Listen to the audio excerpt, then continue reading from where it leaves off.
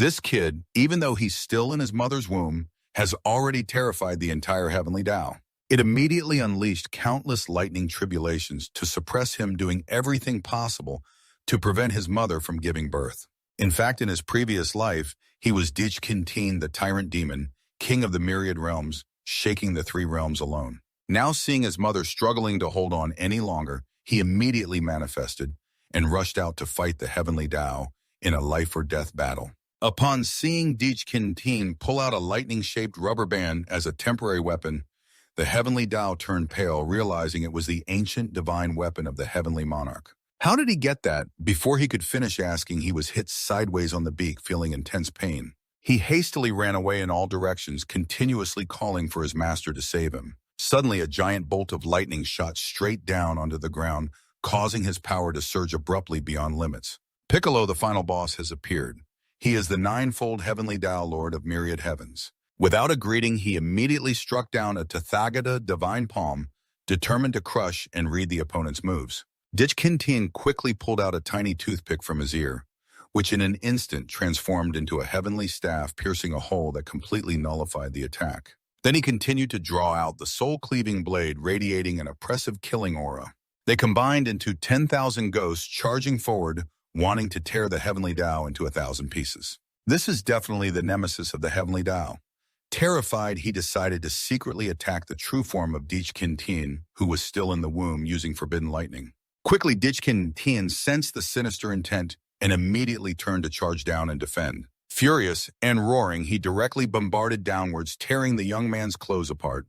But after all, he was someone with some skill and managed to endure the blows. Then he looked up at the sky and roared, "You petty, despicable villain, since you can't beat me head-on, you resort to sneaky tricks." Witnessing this, he was so furious that his organs felt like they were about to explode, and he coughed up blood in rage. But what if he could stop the ninefold heavenly punishment? A sinister smile lifted the corner of his mouth, hiding deep scheming.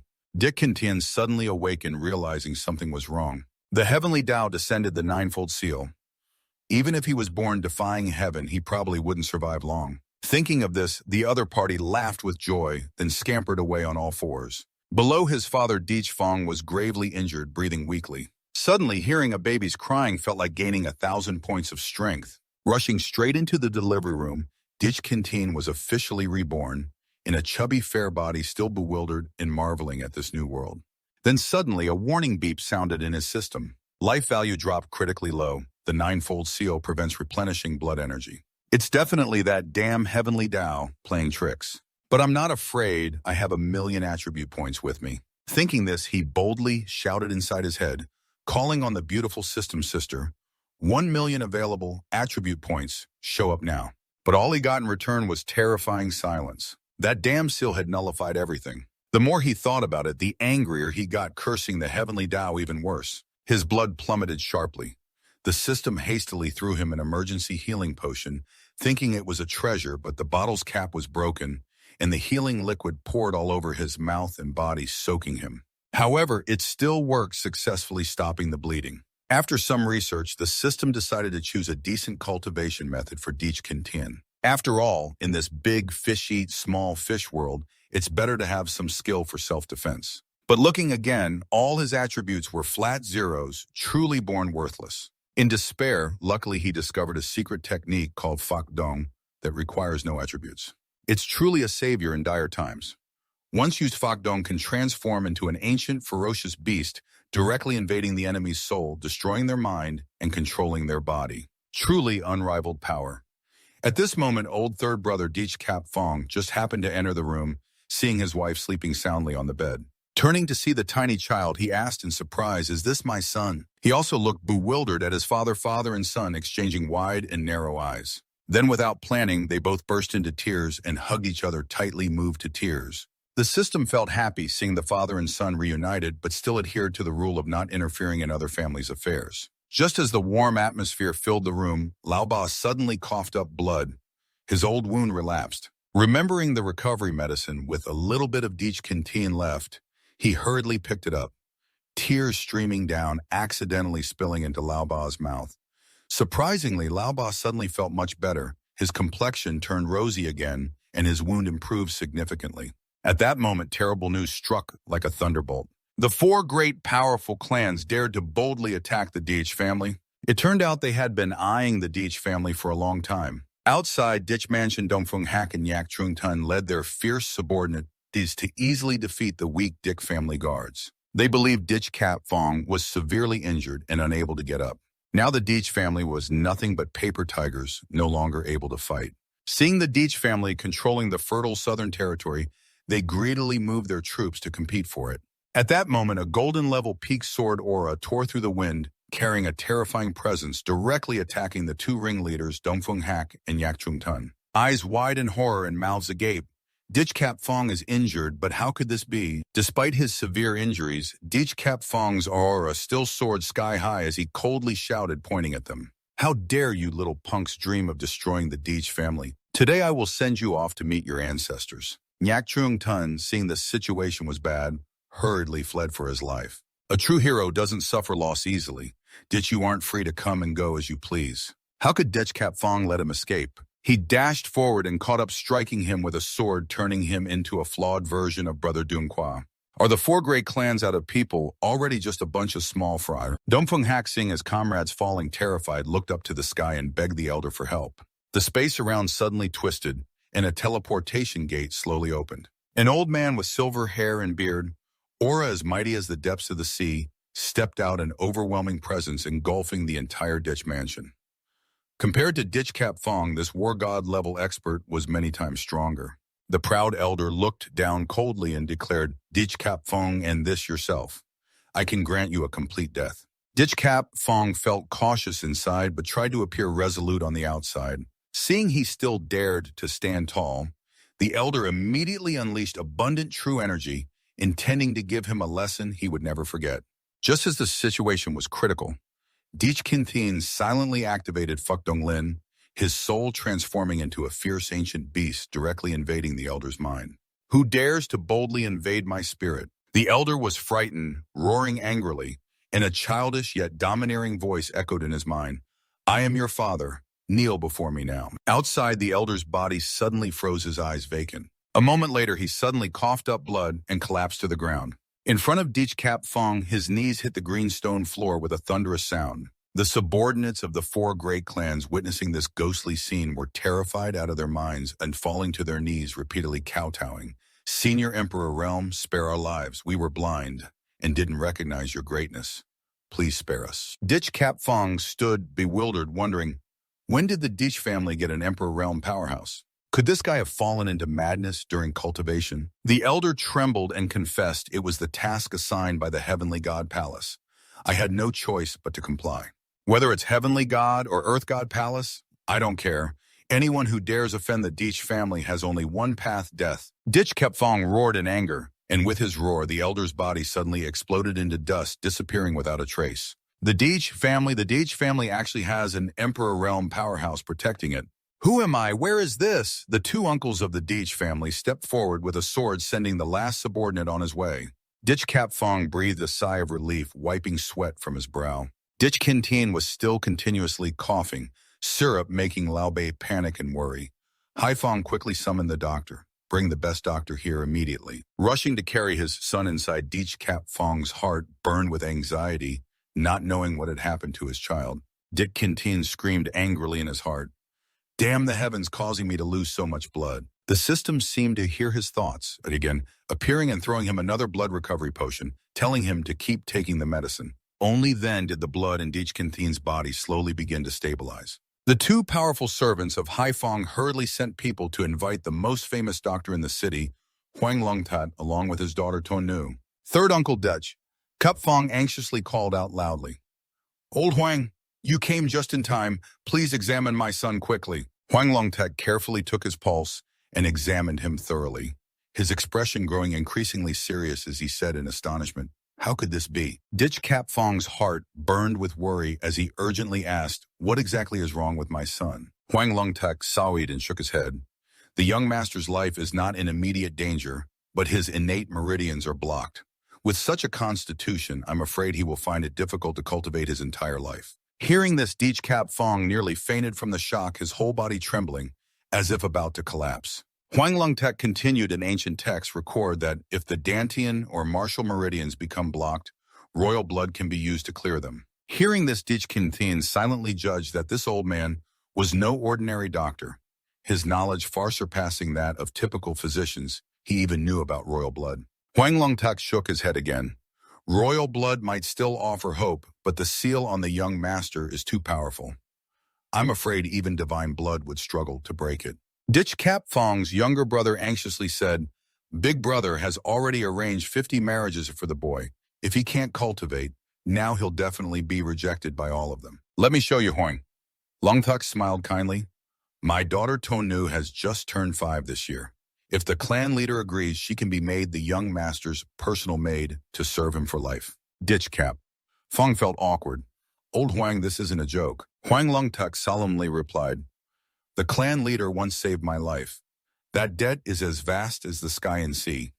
Having Zhao Zhao serve beside the young master is also her blessing. After speaking, Zhao Zhao immediately knelt down, her childish but resolute voice saying, Zhao Zhao is willing to care for the young master for a lifetime. Please do not reject me, clan leader. Seeing the situation, Dich Kap Fong felt it was inappropriate to refuse, so he reluctantly nodded in agreement. Hearing about the personal maid, Dich-Kin-Thien couldn't help but feel a bit pleased, a sly smile creeping onto his lips. Huang Longtek asked, Has the young master been given a name yet? Dich Kap Fong proudly said, My son just helped us avoid a life-threatening crisis. Even the heavens had to give in.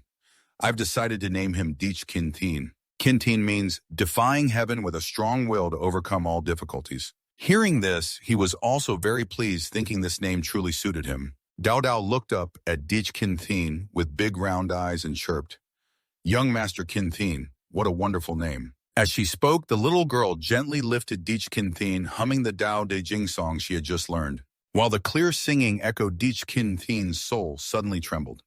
A faint golden light appeared, directly striking the seal on him and reducing his life value by 1 point. The system then slowly explained, Congratulations, host. You have been fortunate to encounter a born intellectual. The 9 seals on your body correspond to 9 celestial books. You must find 9 people with extraordinary wisdom to recite these texts to gradually activate this mysterious aura and break the seals step by step.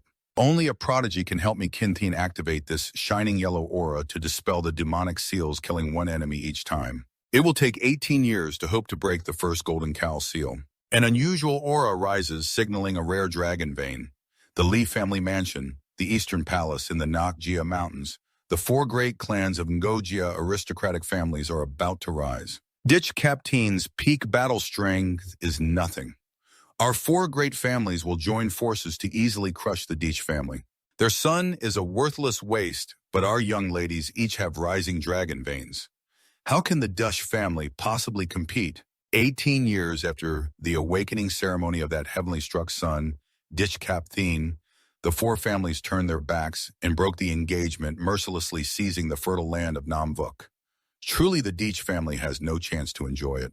The Eastern family head bluntly said, For 18 years, we've quietly raised elite troops. What can the Dich family use to fight against us? 18 years later, under the shade of the ancient tree, Kin-Thien has grown into a general, resting his head on Dao Dao's lap, who is acting coy. I'm about to suffocate from this fierce little one. Dao Dao looks puzzled and asks where the weapon is. It's actually this great soul right here. After hearing that, Zhao Zhao blushes deeply. Young master, you're teasing me again and won't even sing folk songs. From now on, Zhao Zhao will be my #1 lady. Even if I have to die, I'm willing. Sister Dao Dao is still hesitant. Is it really true Dao Dao's lowly status is unworthy of the young master? Of course it's true, as sure as counting. Kin-Thien speaks and acts. In the future, anyone who dares go against sister, they'll have to step over my dead body. Dao Dao hums the ancient scripture. 18 years of the first seal, still 98 blood. 18 years. Kin-Thien devotedly planted divine willows, incubated eggs of the golden auspicious divine bird to ride as mounts, and even raised Halcyon Hound to transform into a human. Halcyon Hound hurriedly runs in to report, Master the bloodline. Guardian beast we raised has already become a demon king. The 3rd master is leading troops fiercely to claim the Blood King. Back to clear the meridians for you, sir. The 3rd master is really too eager. Better hurry before this turns into a bigger mess. To hurry, he called Kim Shi to fly over and didn't forget to flirt Dao. Dao, Dao, Dao, Dao, the wind here is strong. Only with me holding you close will you not be blown away.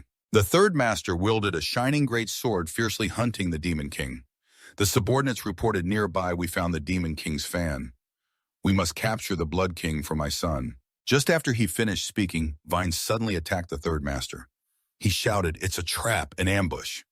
Quickly, he was tightly wrapped like a sticky rice cake. Lu Feng, an elder Ko-Mak of the Qing sword sect, stepped out of the shadows arrogantly. This Demon King can only belong to the Qing sword sect. That elder shouted, controlling the vine, severely injuring the third master, who coughed blood. Qin Tian and Dao Dao arrived just in time to witness the horrifying scene. Qin Tian flew into a rage. "How dare you touch my old third master? Where is the hound?" From afar came a deafening howl. The Demon King burst out of the deep forest like a whirlwind. The two elders turned pale and terrified. What? The Demon King is right here. The hound stomped the ground, causing an earth-shattering explosion. The Qing sword sect elder was thrown 10 meters away. The hound grabbed the elder's leg, playing overly friendly, circling him like a spaceship in outer space, then casually uprooted an ancient tree, made a house, and buried him alive under the roots. The third master blinked in shock and stammered, "Is this really the Demon King?" This freak has gone too far. The Qing sword sect disciples still stubbornly tried to kill the Demon King, hoping to be promoted to sword disciples. Charging forward, he was punched by the hound, coughing blood, flying straight to the top of a cabinet. "I will definitely return for revenge." The red sword slipped from a disciple's hand, falling right before the third master. The Demon King's aura was overwhelming. "A once-in-a-thousand-years chance to take the Blood King for my son," Qin Tian hurriedly whispered into the hound's ear. The hound obediently handed over the Blood King to the third master. The hound obediently obeyed, slicing with its own paw. "What is it planning? Seems like it wants to offer the Blood King to us. This crazy monkey, is it out of its mind?" He is. "Let it be as long as we get the Blood King." After Qin Tian left, an elder pretended to be dead, then crawled out shakily from the rubble. "Thinking you're clever. That brat's not dead yet. How could he die so easily when practicing the wood element cultivation technique?" Qin Tian and Dao Dao leisurely stepped out of the shadows. Qin Tian sneered, "Daring to play tricks on me, go meet the King of Hell, dearie." The elder roared in anger, whipping the vines wildly. "Childish tricks are useless!" Qin Tian shouted fiercely. "Unruly brat, activate the vine whip." In an instant, it scattered to smoke and dust, while an invisible spiritual force pierced straight into the elder's brain. The elder lost consciousness, but managed to drop a delicious item, a glowing angel token. Qin Tian frowned. "Angel token? What exactly is this mysterious organization?" "All right, Dao Dao, look up at the sky. It's already dark. Let's go home." "Yes, the young master. Father must be frantically searching for me everywhere. We'll investigate the angel token later." The third master happily carried the Blood King bowl forward. "My beloved son, come drink this hot bowl of Blood King broth." Qin Tian pretended to be naive and asked third master, "Why are you urgently looking for me?" "Today I worked hard to get this bowl of Blood King broth for you. After drinking it, my son will officially begin the path of martial arts and become a true martial cultivator." Qin Tian intended to coldly dismiss it as useless, but seeing the hopeful look in the third master's eyes, he couldn't bear it. "Drink quickly, it's hot. Let's see if it really works miracles as rumored." "If I'm going to drink, I'll just drink, but I have one small condition." "Oh, it's nothing serious. If I'm willing to drink, then whatever condition you have, Dad, I'll gladly agree to it." Translating the heavenly scripture. "I know this Blood King is useless to me, but a priceless treasure to the translator clan. Our monkey-like family is generous enough to donate blood that could probably serve the whole household. So I want everyone in the translator clan to drink this Blood King together with only this one condition from me." Translating the heavenly scripture nodded firmly. "Everyone drinks together to strengthen their bodies. Our translator clan's strength will increase drastically because of this." "That's all it takes, huh?" Third uncle, the happy civilian, holds up a bowl of hot blood pudding. "Come on, everyone raise your cups for the son of the translator clan Kuk Fong." Everyone shouts in unison, raising their cups. This cup is respectfully offered to the young master. May the morale of the entire army soar to the sky. Who in their right mind would share such a precious treasure with the servants? I don't know if the Blood King is as common as a jackfruit leaf to be so easily found. In the battle to grab the Blood King, third uncle must have been seriously injured. Translating, the heavenly scripture casually tossed a top-grade healing pill into third uncle's cup. That pill dissolved, and translating the heavenly scripture quickly and cleverly swapped his cup with third uncle's. Third uncle, with his poor eyesight, didn't notice and just lifted the cup, drinking it all down without leaving a drop. Oh my gosh, this Blood King elixir is so rich with spiritual energy. Truly a supreme Blood King. Just one sip feels like being reborn. All injuries vanished and cultivation surged rapidly. Just then, thunderous storms rolled in, covering the entire sky. Translating the heavenly scripture, Kukfong's aura blazed about to break into the war god realm. Dongfeng Qin was sitting planning how to conquer the translator clan of the four great families. Looking up and seeing the earth-shaking storm, he was startled and immediately bowed toward the translator clan. Could it be that someone from the translator clan already broke through to the war god realm? He sat proudly on a sedan chair, heading straight to the southern territory. Suddenly, a figure ran up hastily, stammering, "Clan chief of the four great families, troops have returned to the city. The eastern gate is in chaos." Kukfong frowned upon hearing this. "The auspicious day for the ritual awakening of our darling is near. And those guys dare to gather and stir up trouble here. They're asking for a beating from the translator clan." Translating the heavenly scripture smirked, clenched his fist, and laughed scornfully. "Let's head to the east city gate to check things out, and while we're at it, greet my future wives." Swearing, he dashed like the wind toward the east city gate. In front of his eyes was a haughty royal procession, advancing with a strong presence. Seeing the intimidating commander's grim face, he shouted loudly, "Hello! Why does my royal family enter the city with no one to welcome us? Where is Kukfong? How dare they ignore the royal family? That's disrespect beyond measure." An old man carrying firewood nearby shouted angrily, "Who are you to grab the city lord like that?" The hot-tempered commander raised his spear, ready to stab immediately. A passerby quickly flicked a small stone to save the day. In an instant, the stone flew and knocked away that silly spear. The commander was terrified, his face turning pale. The young master of the translator clan calmly held the stone and stepped forward. Zhao Zhao hurriedly supported the old man, who was still trembling. "This kid dares to hit a general, oh my God." Translating the heavenly scripture sneered, "Shut your mouth or I'll turn your head into a soccer ball right now." The hot-headed commander went mad and attacked frantically. Dao Dao shouted, "Young master, be careful." Qin Tian skillfully swung the stone. "Amateur, how dare you show off in front of me?" The stone, infused with critical spiritual power, hit perfectly and took down the commander in a flash. Pathetic. Translating the heavenly scripture smirked, the stone pierced a vital point, causing the man to collapse unconscious. Qin Tian raised his foot. "How dare you bark foolishly in the translator clan's territory? Are you tired of living?" Without hesitation, he stomped on the man's head with a brutal blow. "This is the price you pay for insulting the translator clan." A flower sedan chair slowly opened. A lady in a fiery red dress stepped down. Following her were three beautiful heiresses from the four great families. Each one had a unique beauty, perfect in every way. Princess Dongfeng raised her chin arrogantly and said, "Translator clan, you're so bold. How dare you disrespect the royal family? Call those translator clan people here immediately to kneel and welcome me, or I'll strip the city lord title right away." Dongfeng Bin arrogantly demanded to call the interpreter. "Rah-rah on duty." Dao Dao snapped back sharply, showing her fierce princess aura. "This is a place of reverence. How dare you speak so recklessly?" Dongfeng Bin put on a boastful face, arrogantly barking nonsense. "Bring me a tall, dark, and smelly soldier to step forward," he ordered fiercely.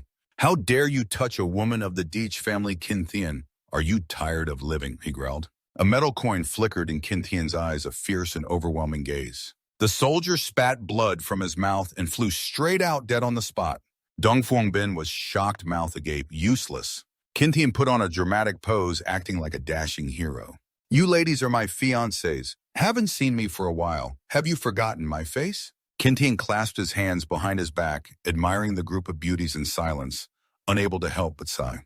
"The atmosphere of glances and glares between you all is truly a beautiful dream. Truly stunning beauties with perfectly curved backsides surely will give me a big, strong son.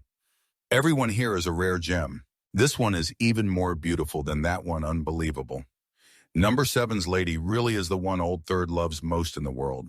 The princess's sharp mouth snapped back. "You scoundrel, who do you think you are standing there showing off?" Saunyak then, looking a bit gentler, stepped forward and asked softly, "Little brother, who is he? Is he Kintien's fiancé?" From the Nyak family, one of the four great clans. Upon hearing this, Diep Kintien smiled gently, a radiant smile. "Listen carefully, everyone. I am Diep Kintien, the beloved son of the author of the Kintien universe, the top pillar of Kintien, and also the legitimate fiancé of you all. Soon I will take good care of you, my little sisters." This aura means business standing firmly on 5 boats at once. Hearing those overly confident words, the little princess was so angry she almost burst, her face flushed red. "How dare you mock this princess? Men, listen carefully. Kill him for me." The soldiers immediately obeyed the princess's order, swords gleaming, as they formed a fierce formation, heading toward Diep Kintien, their numbers impressive and spirits burning high. Seeing this, Kintien looked even more pleased, curling his lips into a sly smile. "I just love a hot temper like hers." Dao Dao, standing aside, worriedly frowned and asked, "She's about to deal with you, and you still can smile? You must have been stoned from holding so many rocks earlier." He replied calmly to Dao Dao. "The princess is the emperor's daughter, a golden branch and jade leaf. Naturally, she's a bit proud. Not in a hurry now." Kintien was imagining a bright future, bringing her home, teaching her a lesson daily with some playful spankings to keep her lively. Once she's tired of mischief, she'll be as obedient as a kitten. But seeing her cool, calm face made the princess even angrier, nearly fainting. She bit her lip and shouted loudly, startling the soldiers so much they almost fell off their chairs. "Hurry up! Why are you all standing there like statues? Get in there and deal with him." "What are you waiting for, Sister Charge?" The reckless soldiers charged toward Diep Kintien, causing Dao Dao, standing beside, to panic slightly, eyes wide. "Young master, they're attacking now." A figure appeared as fast as a flash, shouting loudly, "Isham, stop!" The thunderous shout froze everyone, halting the fight, all staring at the newcomer. Dich Haifong strode forward proudly, eyes sharp as a blade. "Do you intend to lay hands on the young master of the Deitch family?" "Right here on the Deitch family's turf? That's too arrogant. Do you think the Deitch family is a joke?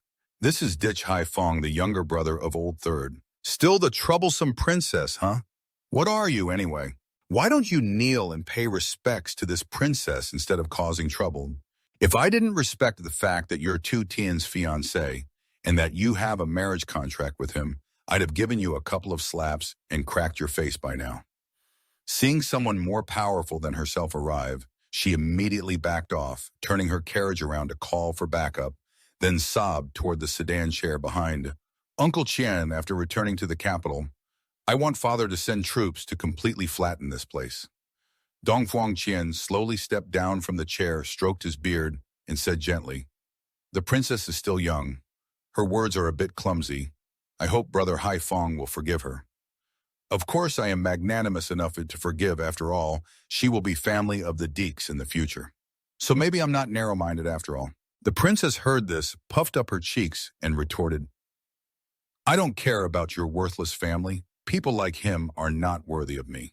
Haifong listened, his blood boiling fiercely, his face turning purple with anger. "This is the first time you've dared to open your mouth and spit on my nephew, calling him a waste. If you do it again, don't blame me for being ruthless. I will absolutely not forgive you." Kintien, standing behind, was also surprised and exclaimed, "Wow, usually he's as gentle as a lump of clay. But today she suddenly bullies a child," and he immediately explodes, remixing those two words, waste, into a whole song. "So what if I call him a waste? If you have the guts, come at me and see." As soon as he finished speaking, Kintien immediately delivered a slap like a thunderbolt, almost knocking out a whole row of teeth. "Sing and get an instant reward. I warned you before, but you still deliberately ignored me." "Whoa, he actually did it. That's fierce." Dich Kintien watched with his mouth open in disbelief. "Uncle really is a big boss." Dao Dao also covered her mouth in astonishment. "I'm sure I almost dropped my jaw. What can I do to you? I'll just give you a face-slapping one. Think, Dich Haifong here is gentle like a softie. What I say I do." Dongfeng Bin took the full force of the slap and was dazed. "What just happened?" He spun around and shouted, You dare!" "The emperor has never even laid a finger on me since I was a child. Who the hell do you think you are to hit me? And you even dared to hit my face? All the golden guards get up and kill him." The guards looked around in confusion, but Dongfeng Qin's reaction upon arriving showed that this place was now under his control. He frowned at Haifeng. Ditch! Haifeng, how dare you lay hands on the princess and insult the young master of the Deitch family? Don't say I won't beat you. What if I accidentally kill you here? So what? Is my nephew not a natural-born waste? Whether he's a waste or not, we have to wait until the day he awakens to know. He took a giant step back. Even if he is a waste, it's not your place to stand here and talk nonsense. Do you think I'm afraid of your royal family? Dongfeng Qin seemed hesitant after hearing this thought for a while, then waved his sleeve and ordered all his men to withdraw into the city. The guards quickly obeyed and followed. Dongfeng Bin was left standing alone, upset, and cried out, Uncle Qian, what does this mean? Uncle Qian, are we really going to just let this go like this? Look at your pale face like a corpse now. He seriously said no need to rush, just wait for the awakening ceremony and then settle scores. Then they will have a chance to taste suffering. The townspeople laughed mockingly when they saw the royal family leave. So what if they're royal? In Dichra's territory, they can't act arrogantly. I despise them. Having observed the whole drama from the side, Deitch Kintin internally evaluated. This princess girl is stubborn, headstrong, arrogant, exactly like a domineering CEO. If she's properly disciplined, she'd be a perfect Lolita. The Li family's Liao V was like a moving iceberg, cold, but with an overwhelming aura, and her figure was flawless. The last two were Ngo Tin Tin and Yak Din Ding.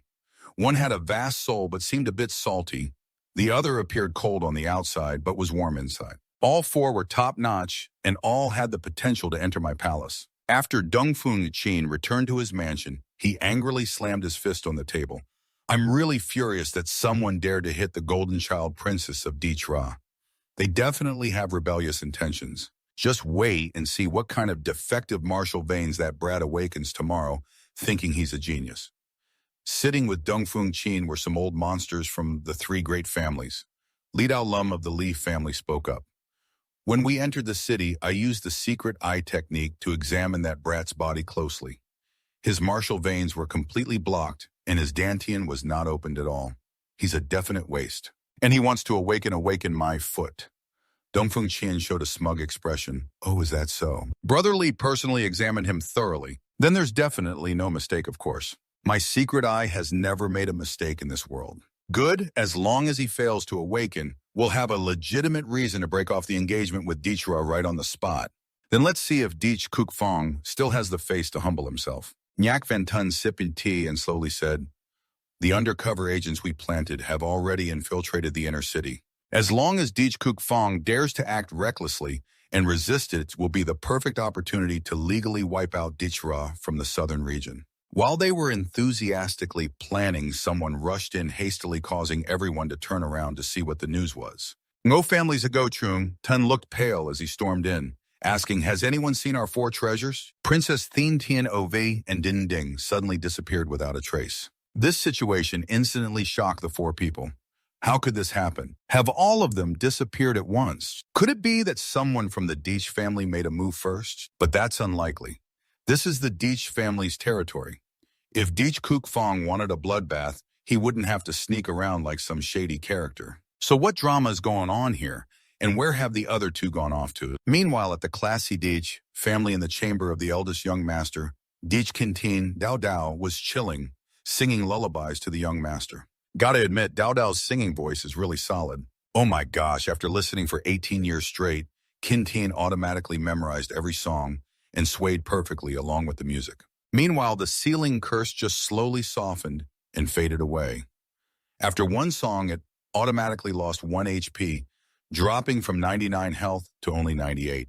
Finally about to break this lame curse, Kintin turned to Dao Dao and gave a bright smile like the sunrise, his tone sweet as honey. Oh my Dao Dao, you've worked so hard. Zhao Zhao stared wide-eyed, worried for the young master. Sir, you still have the iron will to smile. Tomorrow is the day you awaken. SOS, what should we do now? If it fails and you don't awaken, the other four families will definitely unite to cancel the engagement. The young master will definitely lose face with everyone and with the Deitch family. Why sit around worrying ourselves sick? How can we turn this around smartly? Who else but this young master here? These little problems are nothing to make me struggle. Deitch Kintin said no more, flexing his arms to hug Dao Dao tightly, flirting, pure and simple. If everything falls through, I'll accept it all. Just the two of us ending up together is even more awesome. Just made it continue and my Dao Dao. Then happy ending living happily ever after until gray hair and tooth loss having kids. Until we have a full soccer team. Then Dao Dao shyly said, "Oh gosh, young master, you're so annoying, but pouring sweet nonsense like that in my ear. Who could stand it?" While they were acting out a romantic scene, someone hurried in reporting, "Young master, there's someone outside knocking on the door looking for you." Who could it be looking for me at this sacred hour? I won't look, just glance quickly. Can't recognize that person's face. So you arrange yourself first, and I'll come out and see which saint is calling my name. Dao Dao gently suggested, "Young master, how about I tag along with you for some romance vibes? You were just holding a beauty in your arms. Stay here to de-stress and rest up. I need you to recharge your spirit well. So when I return to the world, you can sing karaoke folk songs for me again." Stepping into the living room to meet the stranger, everyone was like, "Whoa, who's this?" It was a woman wearing a full black cloak. How is there a woman coming here at this hour? Truly unlucky in love, no misses at all. She took off her hood, revealing none other than our proud princess herself, sneaking through the night to come find me. A Kintan caught on and said, "Hello. Madam, why are you looking for me at this hour?" Dongfungbin played cute, with big eyes, making everyone swoon and faint. I did Kinting come to sincerely apologize, because after deep reflection on what happened this morning and tonight, I have enlightened myself. If we have an engagement, it's fate tied by heaven and the matchmaker's weaving. Saying that, she swiftly ran and threw her arms around Deech Kinteen. How could I refuse when it's been offered right to me? He embraced her and threw a joyful party, overhearing that my other sisters in the same family have also come to understand and accept it. They told me to represent them here, to invite you to meet up and hang out. Where are they ambushing me now? Right behind the mountain next to Dongfungbin. At that moment, he immediately put on the tone-matching Kinteen's voice. "If you are willing to resolve the conflict with me, I will lead the way to take you over there right now to deal with everything peacefully. No stabbing and fighting. A truly peaceful deal." CMNR is the #1 ladies' man in the southern region. Hearing such sweet words that could kill a fly, he happily agreed, saying it's acceptable. I won't hold grudges against my old ladies. Then he walked while holding Dongfungbin in his arms, saying, "Let's go right now to meet my old ladies." Under the cool moonlight breeze on the mountain behind the city, the three beauties, Thien Thien, Ding Ding, and Alvi, were eagerly waiting for Diep Kintin. Beautiful women combined with a beautiful scene is truly a perfect combo. You glare such a rare and delicious human beauty. As soon as Kintin arrived, and he immediately embraced the two girls with both hands. It really is destiny. This young master must build a new harem. Then came the scene the author wanted to make jealous young men burst their eyes with envy. Jich Kintin alone in the arms of 4 beauties. They are all daughters of the 4 great clans, all campus beauties, women admired by thousands. Yet now I alone have the full set. You flex hard trying to show off, but you don't even notice. Your foot is already near the cliff wall, who has time, and you still crave to care about those tiny little details. Kintin was at this moment in a blissful daze, like reaching a heavenly peak. My old ladies tonight really are burning with passion. But partying that hard isn't exactly stable either. I'm about to lose it, can't handle it anymore.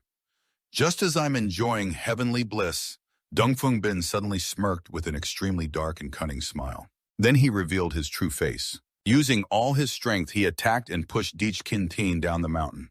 "You useless piece of trash, disappear." Take this. Kintin was pushed and startled like a swallow. What the heck? Who am I? Where am I? Why are my old ladies suddenly turning on me like this? Could it be because I'm too handsome? Being too handsome really is such a curse. Falling free, he shouted loudly, "Chu Mi Nga, oh God, save me, save me." The proud princess standing on the mountain peak. A useless trash like you is nothing but nonsense. And do you really think this princess likes him? Such a ridiculous fantasy. This princess would rather die on a banana tree than marry a worthless guy like him. Din Ding, as innocent as a fawn, asked the princess, "Is what you're doing really okay? If Dietra finds out, it's really over." Dongfungbin kept a calm face, replied, "Just shut him up tight, no problem. Besides, he's gone now, so who's going to dig it up? Rest assured, everything will go as planned." Din Din's eyes wide open and mouth agape, looking down into the deep abyss. Just a glance and sweat poured down like a waterfall. Wow, so high, little brother, who fell off the stage here, must have his heart shattered into pieces.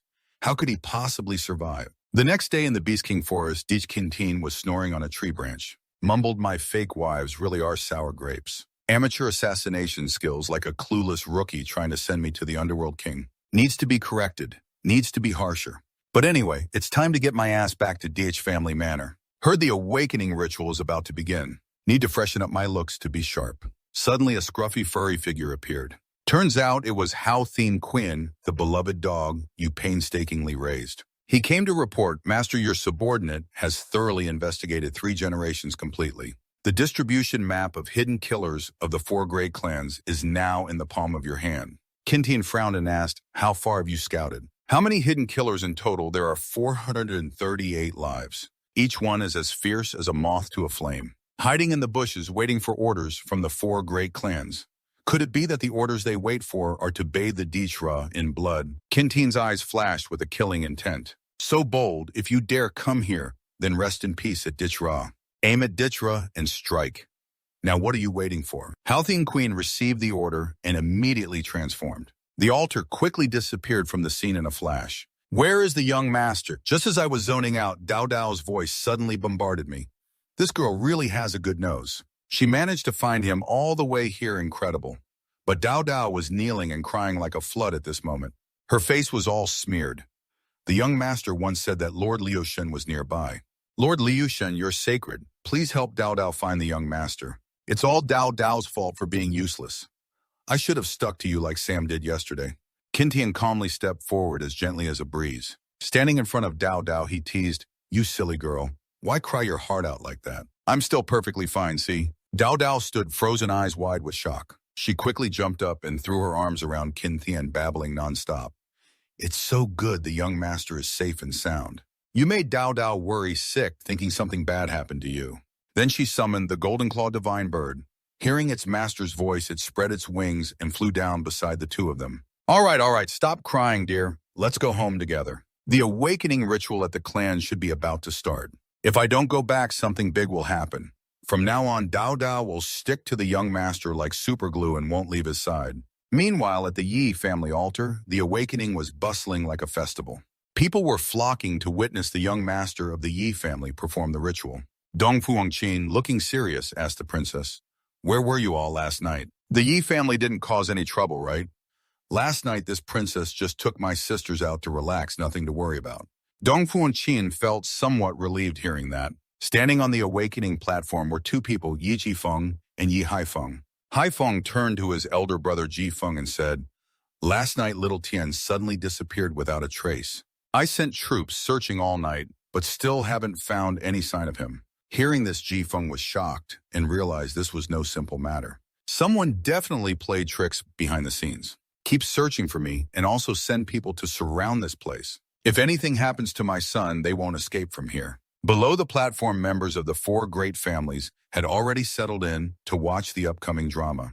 Among them were the 4 great beauties, princesses all beaming with excitement inside. The drama's about to start.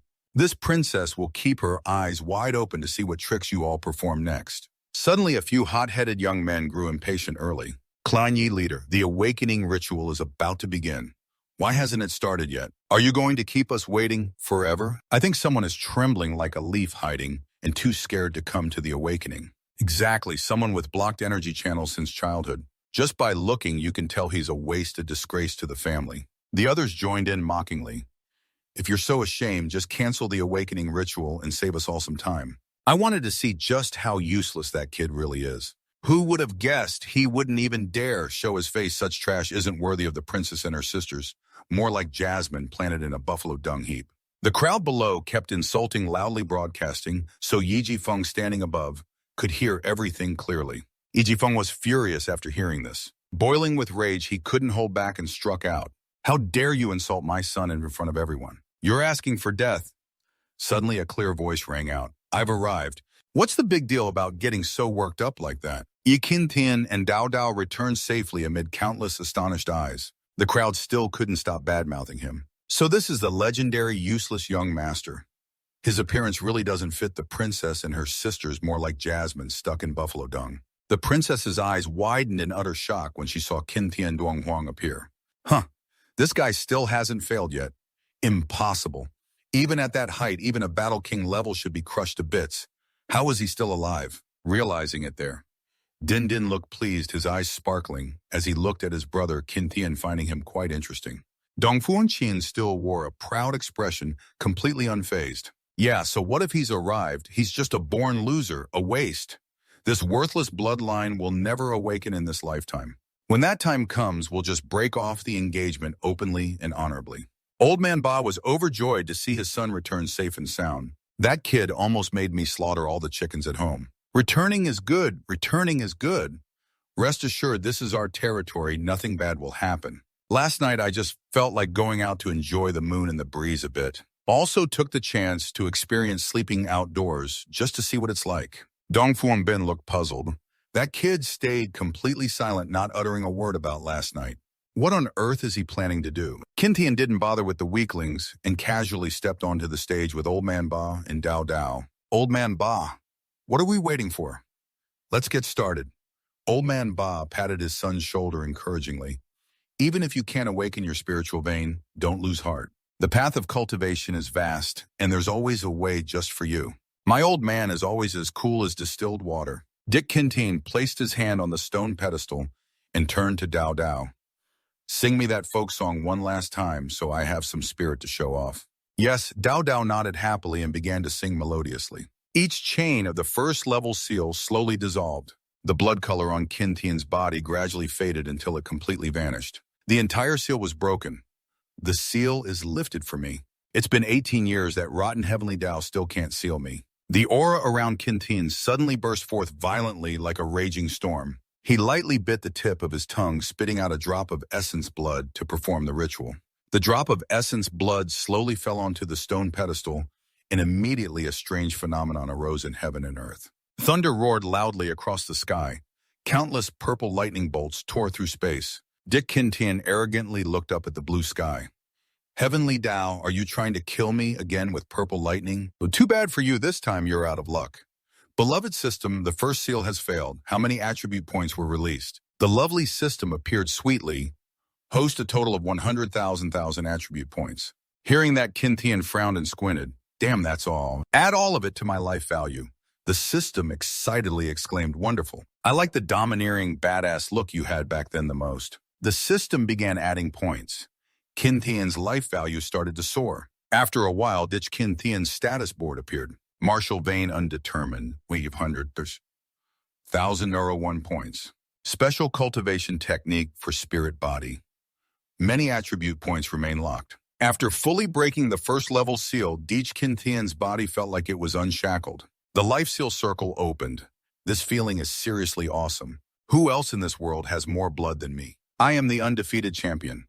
Heavenly Tao, you still can't seal me. On the awakening tablet, after absorbing Qin Tian's essence, blood, a furious storm of thunder and lightning suddenly poured down relentlessly. Countless thunderstorms gathered, ready to descend and punish. But Qin Tian stood there calmly with arms crossed, face expressionless, as if nothing was happening. The lovely system also appeared beside him. That annoying Heavenly Tao, let him hit all he wants. Let's see what tricks he can pull off. Suddenly, a terrifying force struck the stone tablet directly. A thunderous explosion echoed throughout Nam Thien. Qin Tian looked back at the force that had just descended, feeling something strange. That wasn't the power of heavenly punishment, nor the force of that Heavenly Tao. So what the hell is it? It seems to be targeting Qin Tian's essence blood.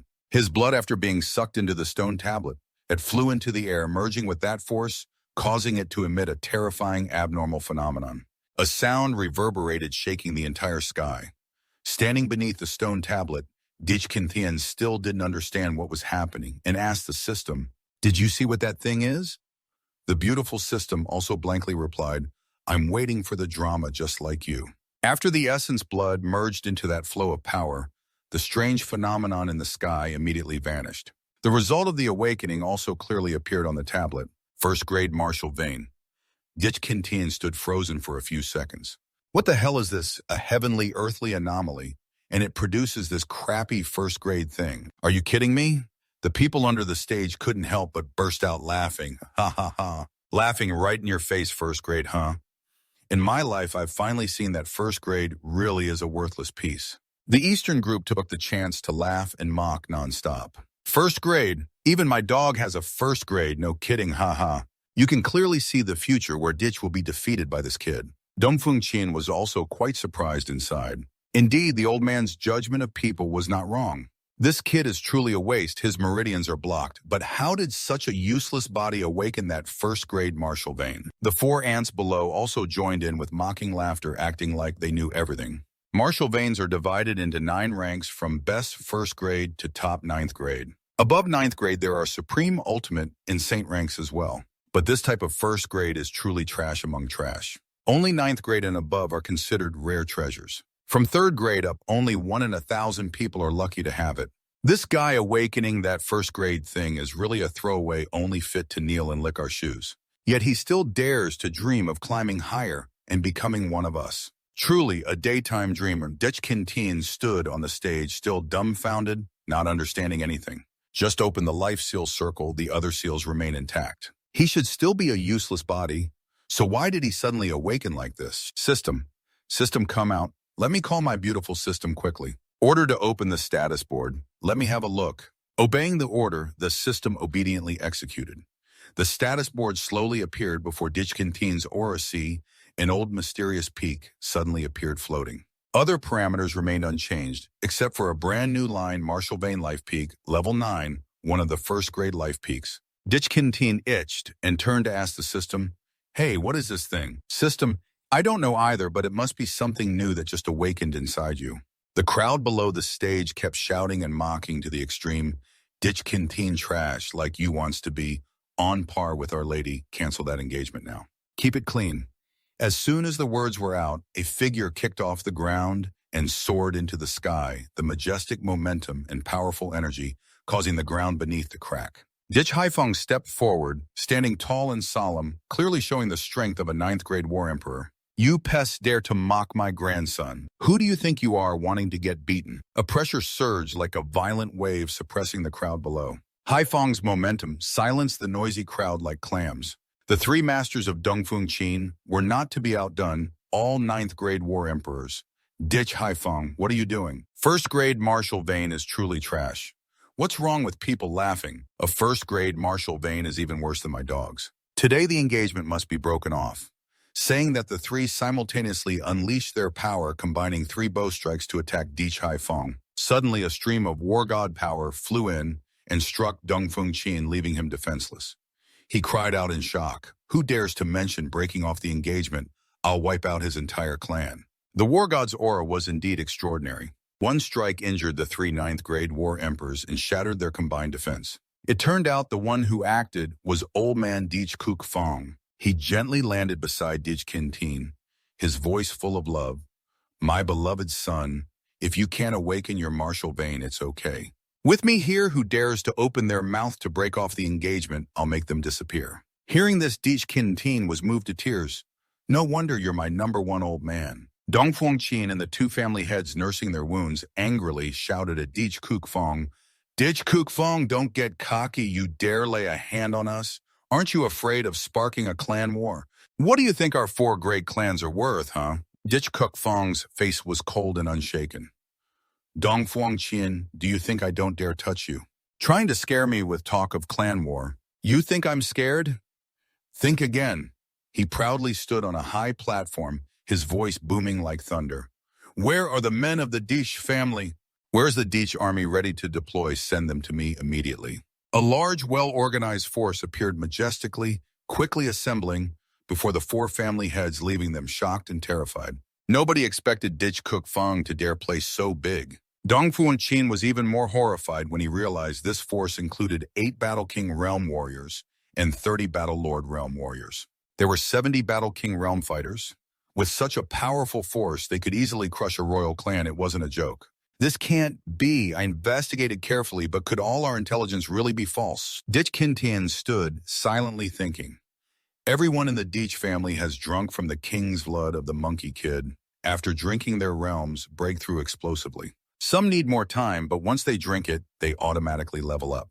The benefits from the king's blood are truly limitless. The strength of the Ditch family now might even rival an entire sect. Just looking at this momentum is enough to scare anyone to death. With tensions on a knife's edge between the 2 sides, Ditch calmly stepped forward. Old man, leave the brat fights to us kids. Let them get bloody. You just step back and watch me perform. Who am I? Even the heavens have to respect me a little. Zhao Zhao hurriedly stepped forward, voice full of worry. Young master, be careful. Hearing this, Qin Thian reassured with the wave. What's to worry about with these little tricks? Then he turned sideways on the high platform, shouting loudly down, Hey, my future wives, listen up clearly. Today I generously give you all one more chance to catch me. If any of you have the guts to kill me, then we'll call off the engagement with no objections from me. The four princesses were stunned silently, thinking, is this guy crazy or what? Just got beaten up badly and now he's lost his mind. Dao Dao turned pale and hurriedly ran over to grab Qin Thian's sleeve. Young master, are you serious? Those guys are all top experts at the innate realm. That's no joke. And you, honestly, you're not even a martial disciple yet. How can you stand against them? Meng Fuang Bin's blood boiled at this shouting. You worthless trash, tone down that arrogant attitude. Let me see just how capable you are to stand there and talk big. Then she drew her broadcast sword at her side and stepped forward to challenge, slashing fiercely with a deadly strike, aimed straight at Qin Thian's throat. Yet he still stood there, motionless, his face expressionless. Everyone thought he had some secret move, but he just froze and took a full strike to the head. Fresh blood gushed like a stream from the wound, but his face remained calm as if nothing had happened. Old man Det Qian Hung, witnessing this horrifying scene, went pale and screamed, Qin Thian, my son. Dich Haifeng, standing nearby, was also terrified, his face pale, shouting loudly, Little Thian, my nephew. Dao Dao, standing close by, witnessed the terrifying scene, scared out of her mind, fainted on the spot, only managing to gasp, Young master. Dongfuan Bin drew her sword. The blood kept flowing, but looking closely, it was actually paper blood, definitely fake. Dick Qin Thian's face was as stubborn as a fortress as he calmly said to old man Feng Dao Dao and everyone, Don't panic. I'm totally fine, perfectly healthy. The wound on his forehead closed on its own. In the blink of an eye, it was healed as if it had never been injured. Turning to Dongfuang Bin, he smirked, Old lady, your sword is still green and fresh. Not strong enough to match me. Come on, keep attacking. I'll stand here and let you slash all you want. Dongfuang Bin was completely stunned, her eyes wide and mouth agape. What the hell is going on? Am I totally out of options here? Dich Qin Thian glanced at her with a razor-sharp gaze and said, This is just a common thing around here, nothing to get all worked up about. Now let's keep going, my future wife, or should I kindly lend you a hand to make it quick and easy? Then Dich Qin Thian took the initiative to step forward, grabbed Dongfuang Bin's hand, and stabbed the sword into his own body. The sword plunged deep into his chest, yet he shamelessly pressed on and hugged her tightly. The blade had pierced through him, making Dongfuang Bin, already terrified, turn pale. While hugging him, she casually groped his butt, causing a loud slap, and said, Honey, that still wasn't enough. She needed to try even harder. The scene was truly eye-piercing and creepy. The crowd below buzzed with whispers. Did anyone else see that? What's going on here? Is our princess seeing things? Princess Dongfuang Bin was both scared and tempted, wishing to disappear into the ground. She hurriedly pushed Qin Thian back 3 steps. What are you doing? Stop it, you pervert! Dick Qin Thian stood there grinning mischievously. Oh, why be shy? That sword wound was clearly fatal, yet in the blink of an eye, I'm as good as new. Dongfuang Bin, furious and purple-faced, pointed at Qin Thian and shouted, If you dare try any more lewd tricks on me, I swear this princess will wipe out your entire clan. Qin Thian remained unfazed and replied, Go ahead and kill me if you can. If you're powerless, then please, next wife, step up. Then he glanced at the remaining 3. At this moment, Liao Vi drew her sword, her face radiating killing intent, as she stepped forward, glaring at Dich Qin Thian. If you're so eager to meet the underworld, I'll escort you there for our wifely duty. She swung her sword fiercely, releasing a powerful strike with dazzling sword light that relentlessly attacked Dich Qin Thian. Poor innocent girl, her attacks were full of spirit, but the damage was negligible. Each strike barely took 1% of Qin Thian's health. He remained effortlessly poised. Everyone stood frozen. Honey, is this your best sword technique? Why are all your moves so weak? You don't even make me flinch. Liao Vi gritted her teeth and kept attacking the arrogant bastard. Taste my sword again, you jerk! Dich Qin Thian then spread his arms as if inviting her to come on. Go ahead, babe. I love watching you get angry. Then came a real-life version of Wukong picking peaches. He simultaneously aimed at her 2 peaches, causing the onlookers to envy him, until their eyes turned red while Liao V turned green with rage, wishing she could tear this bastard into 100 pieces. The two parents standing high above who had been watching now gawked in amazement. Oh my God, what the hell is happening? My son's suddenly so tough. Youth really is something else. Cao Haifeng standing beside them also widened his eyes in disbelief. Big brother, it seems Tiao Tin has awakened some special ability. It feels even more terrifying than the Supreme Golden Core. Dao Dao now sobered up and breathed a sigh of relief. Heavens and Earthmaster is okay. He's still standing there like usual. Liao V's face flushed bright red, embarrassed and angry. Dich Tin, let go of my hand right now. Let me tell you, no matter what, I won't marry you. You were sneaking into brothels at 4, teasing girls at 6, and married girls at 8. You were still sleeping in the brothel. If you weren't the heir of the Dich family, the so-called #1 young master of Nam Thien City, who would even look at you? Dich Tin looked surprised. Are you really scrutinizing me that closely? Who cares about your gossip? Everyone in Nam Thien City knows your flashy stories. Qin Tian, still shameless, said, if you're investigating me, it means you like me, right? Dong Fengqin saw the others couldn't beat Qin Tian and turned purple with anger, roaring like thunder. No matter what tricks you play, I will break this engagement today, no matter what. The old man Dich Feng, full of authority, stepped forward to block Dong Fengqin. Let me see who dares to speak of breaking my son's engagement. I'll send them straight to their ancestors. Dong Fengqin sneered, looking up at the sky. Don't get cocky, Dick. Kuk Feng, do you think this game is easy? We've long planted hidden agents in Nam Thien City. Today I'll open your eyes. One last time, will you withdraw the engagement or not? Dich Feng's face was cold as ice. Agree in your dreams. Let me see what other tricks you have up your sleeve. Dong Fengqin immediately fired fireworks into the sky. The family emblem fireworks exploded brilliantly, lighting up a corner of Nam Thien City. Dich Feng shouted loudly like a dragon roaring. The entire army assembled, preparing to confront the enemy. All soldiers shouted in unison like thunder, shaking the whole area. Meanwhile, in a hidden corner of Nam Thien City, Hao Thien Quinn, after receiving orders, leisurely walked around a few times and then casually ordered all the shadow guards to lie face down on the ground. Our Quinn family is too idle and mischievous. These people are so weak. 15 minutes passed, but the assassin's silhouette was still nowhere to be found. Jit Qin Tian immediately mocked the old man, Dong Fengqin. We have been sitting here waiting for your troops for 15 minutes already.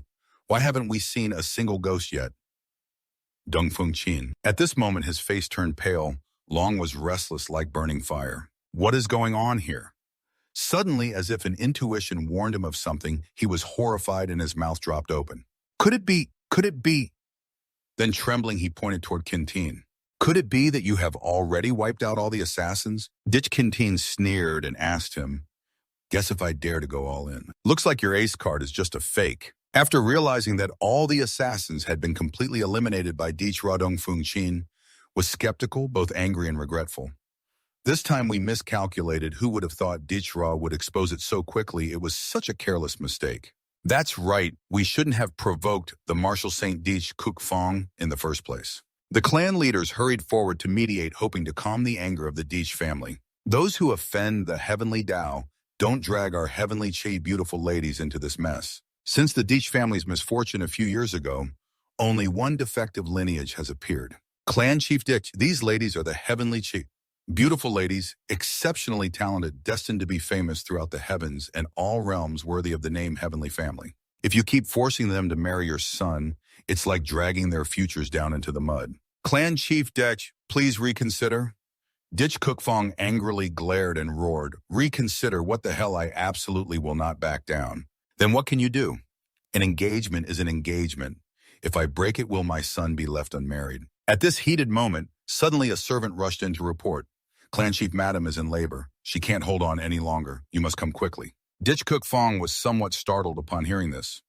Why, right at this moment, just about to give birth. At the decisive moment, my wife is going into labor. The old man then turned to instruct Dich Haifeng. Haifeng, I have to go see my sister-in-law deliver. Stay here to maintain order. Remember to keep an eye on that bastard Qin Tian. Without my order, no one here is allowed to take a single step away. Anyone who stirs will be cut down without further words. Haifeng solemnly accepted the order. Dong Fengqin smirked evilly. If the mother doesn't have a smooth delivery, Dich Kuk Fong will scream in despair. Maybe this Dich Ra will end up revealing another worthless spirit child that would be perfect, absolutely wonderful. Dich Kinteen laughed loudly. Hey, you old fools, you just loudly claim that our Dich family is cursed by heaven and our lineage is broken, right? So what if this fan of yours births a peerless heavenly prodigy? What will you do then?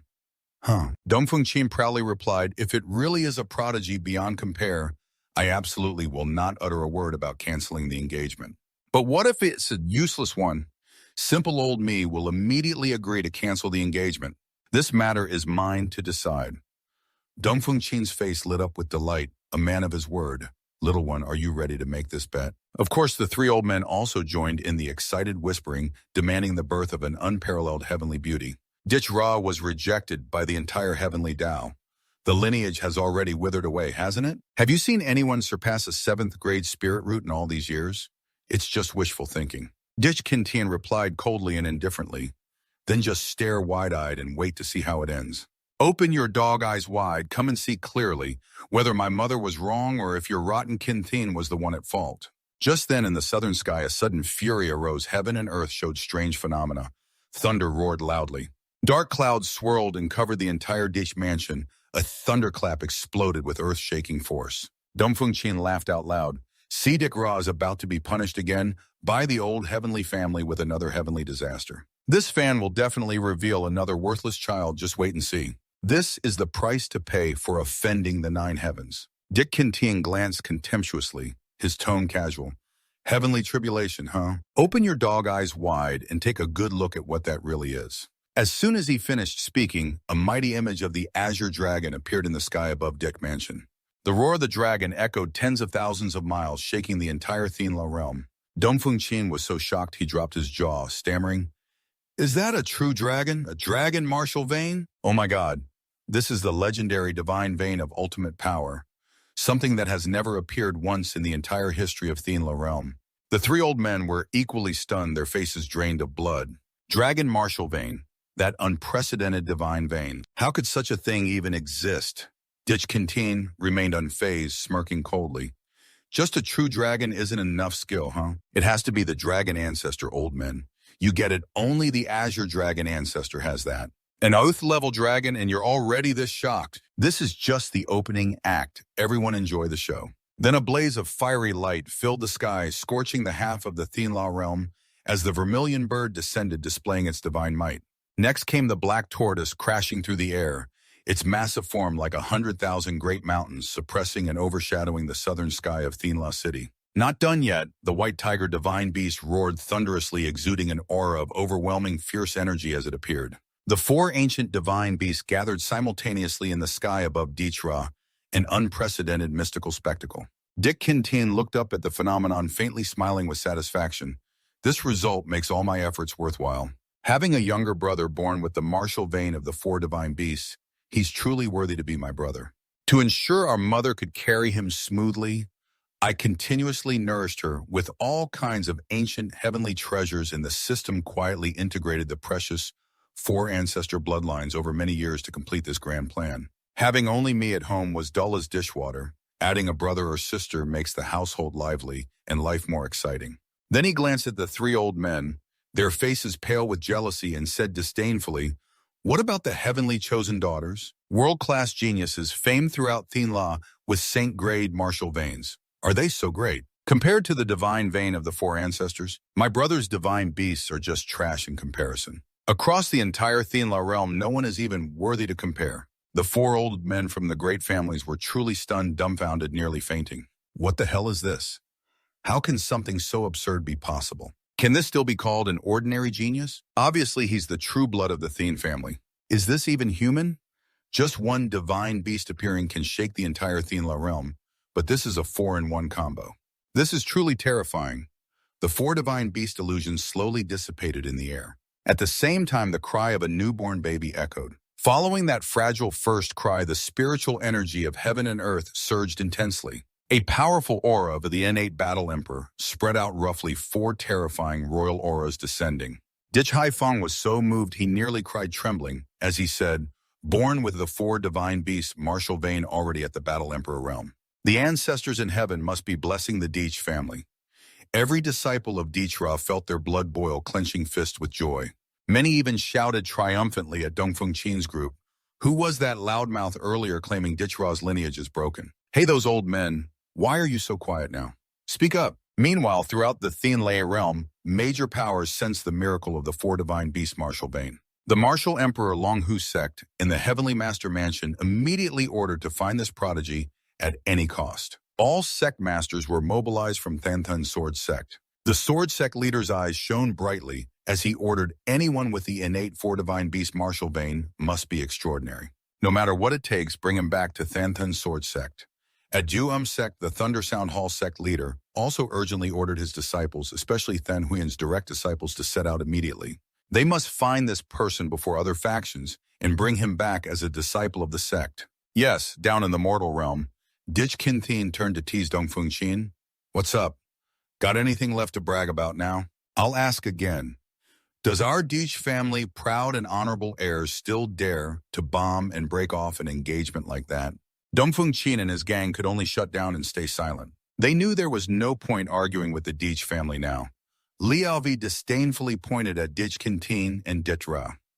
So what if you guys were born with the four divine beast martial veins? At your core, you're just a useless first-rank martial vein. Don't even dream that I'd marry a worthless trash like you. After I enter Thungalan Academy 4 years later, I'll automatically get into Thanthan's sword sect. And 5 years from now, if you have the skill to climb into Thanthan's sword sect by yourself, I'll respect you enough not to break off the engagement.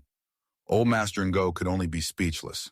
Thanthan's sword sect is the top sword sect in Thenla realm. Getting in is harder than reaching the scum. You need at least 9th rank martial veins in sword realm, at least 5 levels to meet the minimum standards. Not to mention the annual exam where only 100 disciples are chosen each year. With Dich Kinthin's first-rank martial vein, his chances of entry are 0, absolutely none. What Leo V said was basically blocking Dich Kinthin's path to survival. The other 3 big families joined in giving the exact same conditions, just a bunch of arrogant brats. If Dich Kinthin passes the test, he automatically gets 4 beautiful dreamlike wives prime catch. Dich Kinthin stepped forward, playing it up, asking Alv, "This condition is way too easy. What if I do it?" Ovi boldly replied, "If you do, I swear I'll accept any demand of yours." Anything even rolling in the sheets got the guts. Leo V's face turned red as a gack fruit, firmly stating, "One word is a bond, no backing out." Just then, the southern sky over Nam Thien City suddenly darkened. A gigantic bell appeared. The bell's thunderous sound echoed across Thenla realm. Dich Kinthin looked puzzled. What is this mess? Why did this weird thing suddenly pop up, and it's so ear-piercing? A domineering recruitment order appeared in the sky. Above was a list of chosen people with names gradually appearing. Kinthin turned to ask Dao Dao, "What exactly is this?" Dao, trembling, answered the young master, "This is the heavenly bell, signaling the recruitment order for the 10,000 worlds battlefield." But something seems off about it. People around began to murmur, "Another recruitment order. This order hasn't been seen for over 10 years. Why is it suddenly appearing like this now?" The 4 from the 4 great families looked wide-eyed, stunned, but Dongfeng Qin quickly snapped back.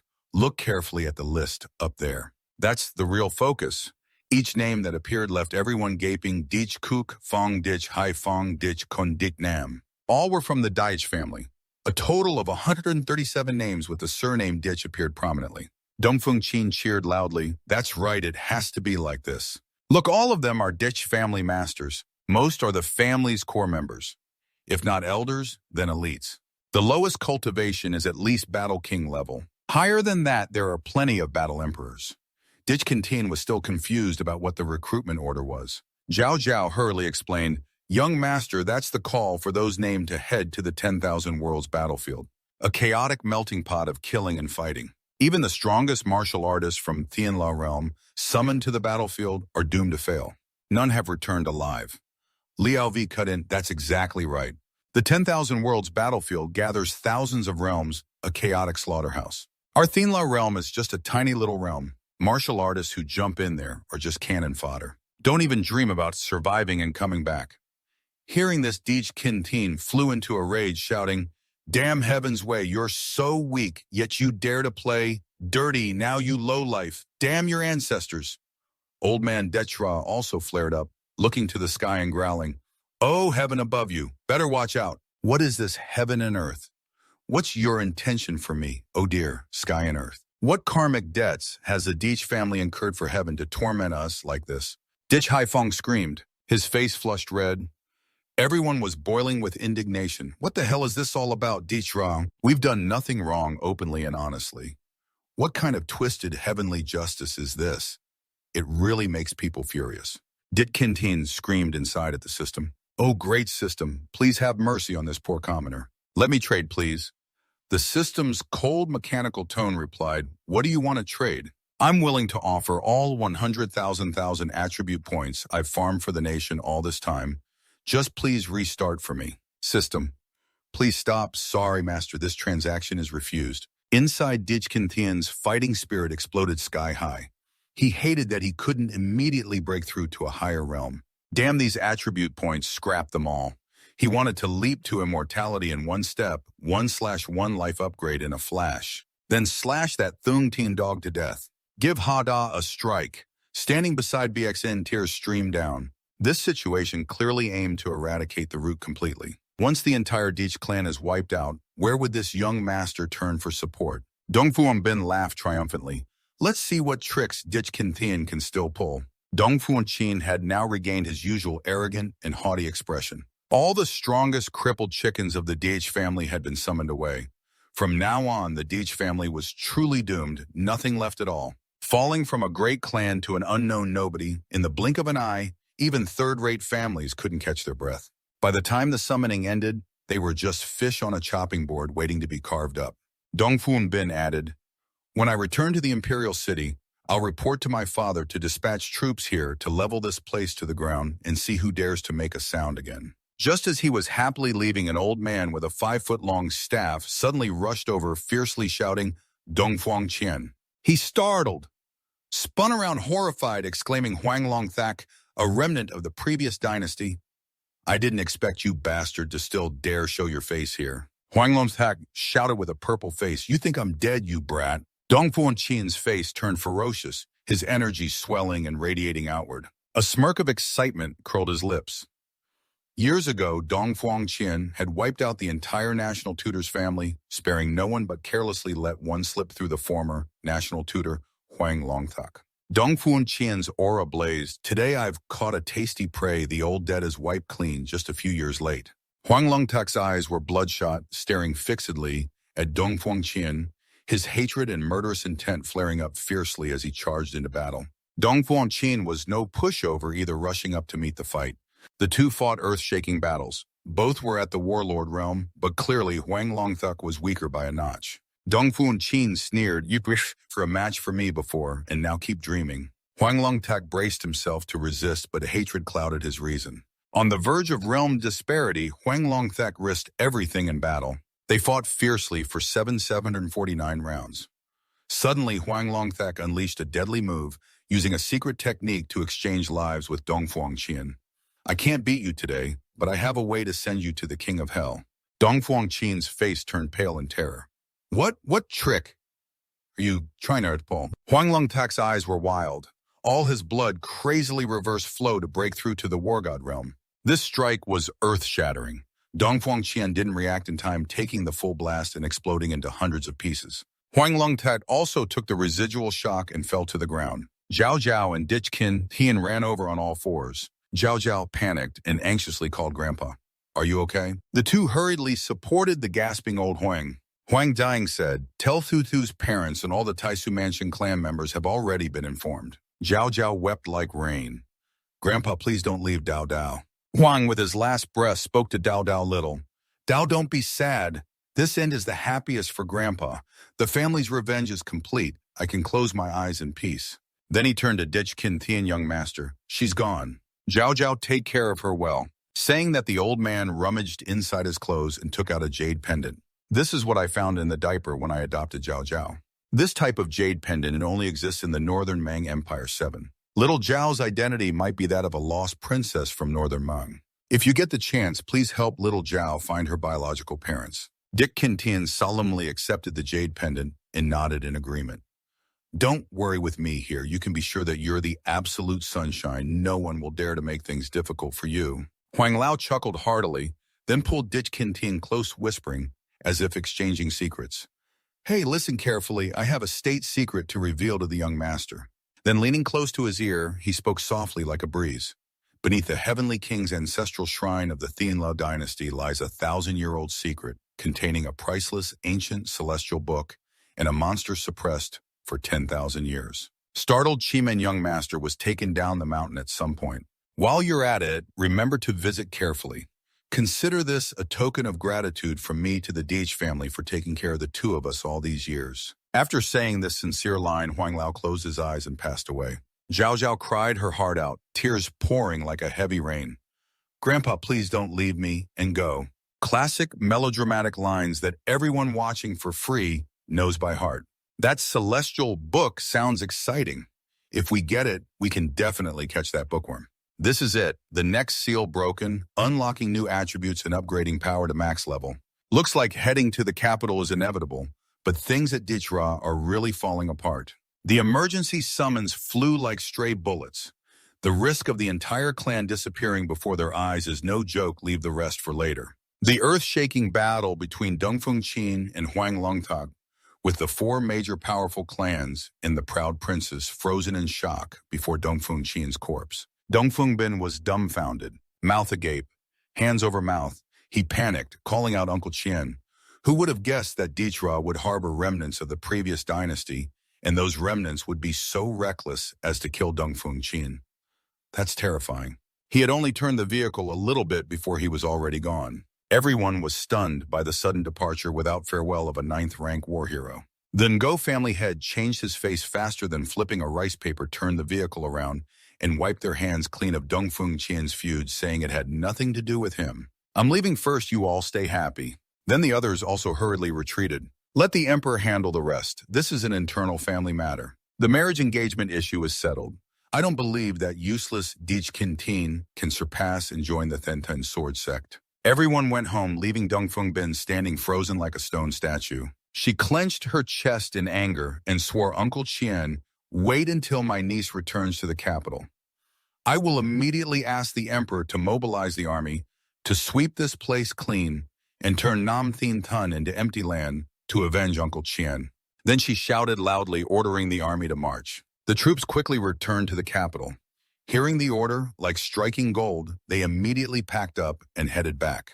Turning back toward Dich Qintian and Dao Dao, he hugged Dao Dao, comforting her as she cried like rain because her grandpa had passed away. Qintian gently said, I'm sorry, Dao Dao. Dich Ra will definitely hold a proper funeral for Huang Lao. The old man left with a smile. He said this was liberation and the best happy ending. Now you've lost Grandpa, but you still have me and Dich Ra. In this world, I swear no one will look down on or bully you. Then slowly wiped away the tears streaming down that flawless, beautiful face. The next day, Huang Longtek's body was solemnly placed in a coffin at Dich Ra's house. Everyone in the clan bowed their heads to bid farewell to such an outstanding talent. Such great kindness, yet he had to leave so soon. Dich Kuk Feng and Hai Feng also sincerely bowed deeply. After everything was settled, the old man called Tu Tien. The old man said, I have something to tell you. Then he asked Tu Tien, there's a question I want to ask you. At the awakening ceremony yesterday, how did you get stabbed like a sieve without dying? That's impossible. Where did you learn that unbeatable multi-sword technique that no one dares to challenge? Tell me. This question made Dich Qintian freeze for 5 seconds, not knowing how to make up an answer. You scratched your head while racking your brain for a reasonable excuse. Why ask such a tough question, huh? This means this young master isn't ready to reveal his skills yet. Just come up with some lame excuse that the clan's ancestor secretly helped and taught me. That the ancestor of our clan secretly came to our aid. The ancestor secretly intervened. Look at those two old men's faces, can you believe it or not? What kind of lame excuse is that? Our clan even has an ancestor's ancestor. Now that you've made up an excuse, aren't you going to brag about it? The ancestor didn't just help me master martial arts, but also wiped out all the assassins from the 4 great clans. If you two don't believe me, I can summon him here to meet you directly, no problem. Then Dich Qintian used his ultimate move, the Phantom Strike. If you use this amazing technique, you can control the minds of 2 people. From there, you can conjure up a truly phantom ancestor of our clan.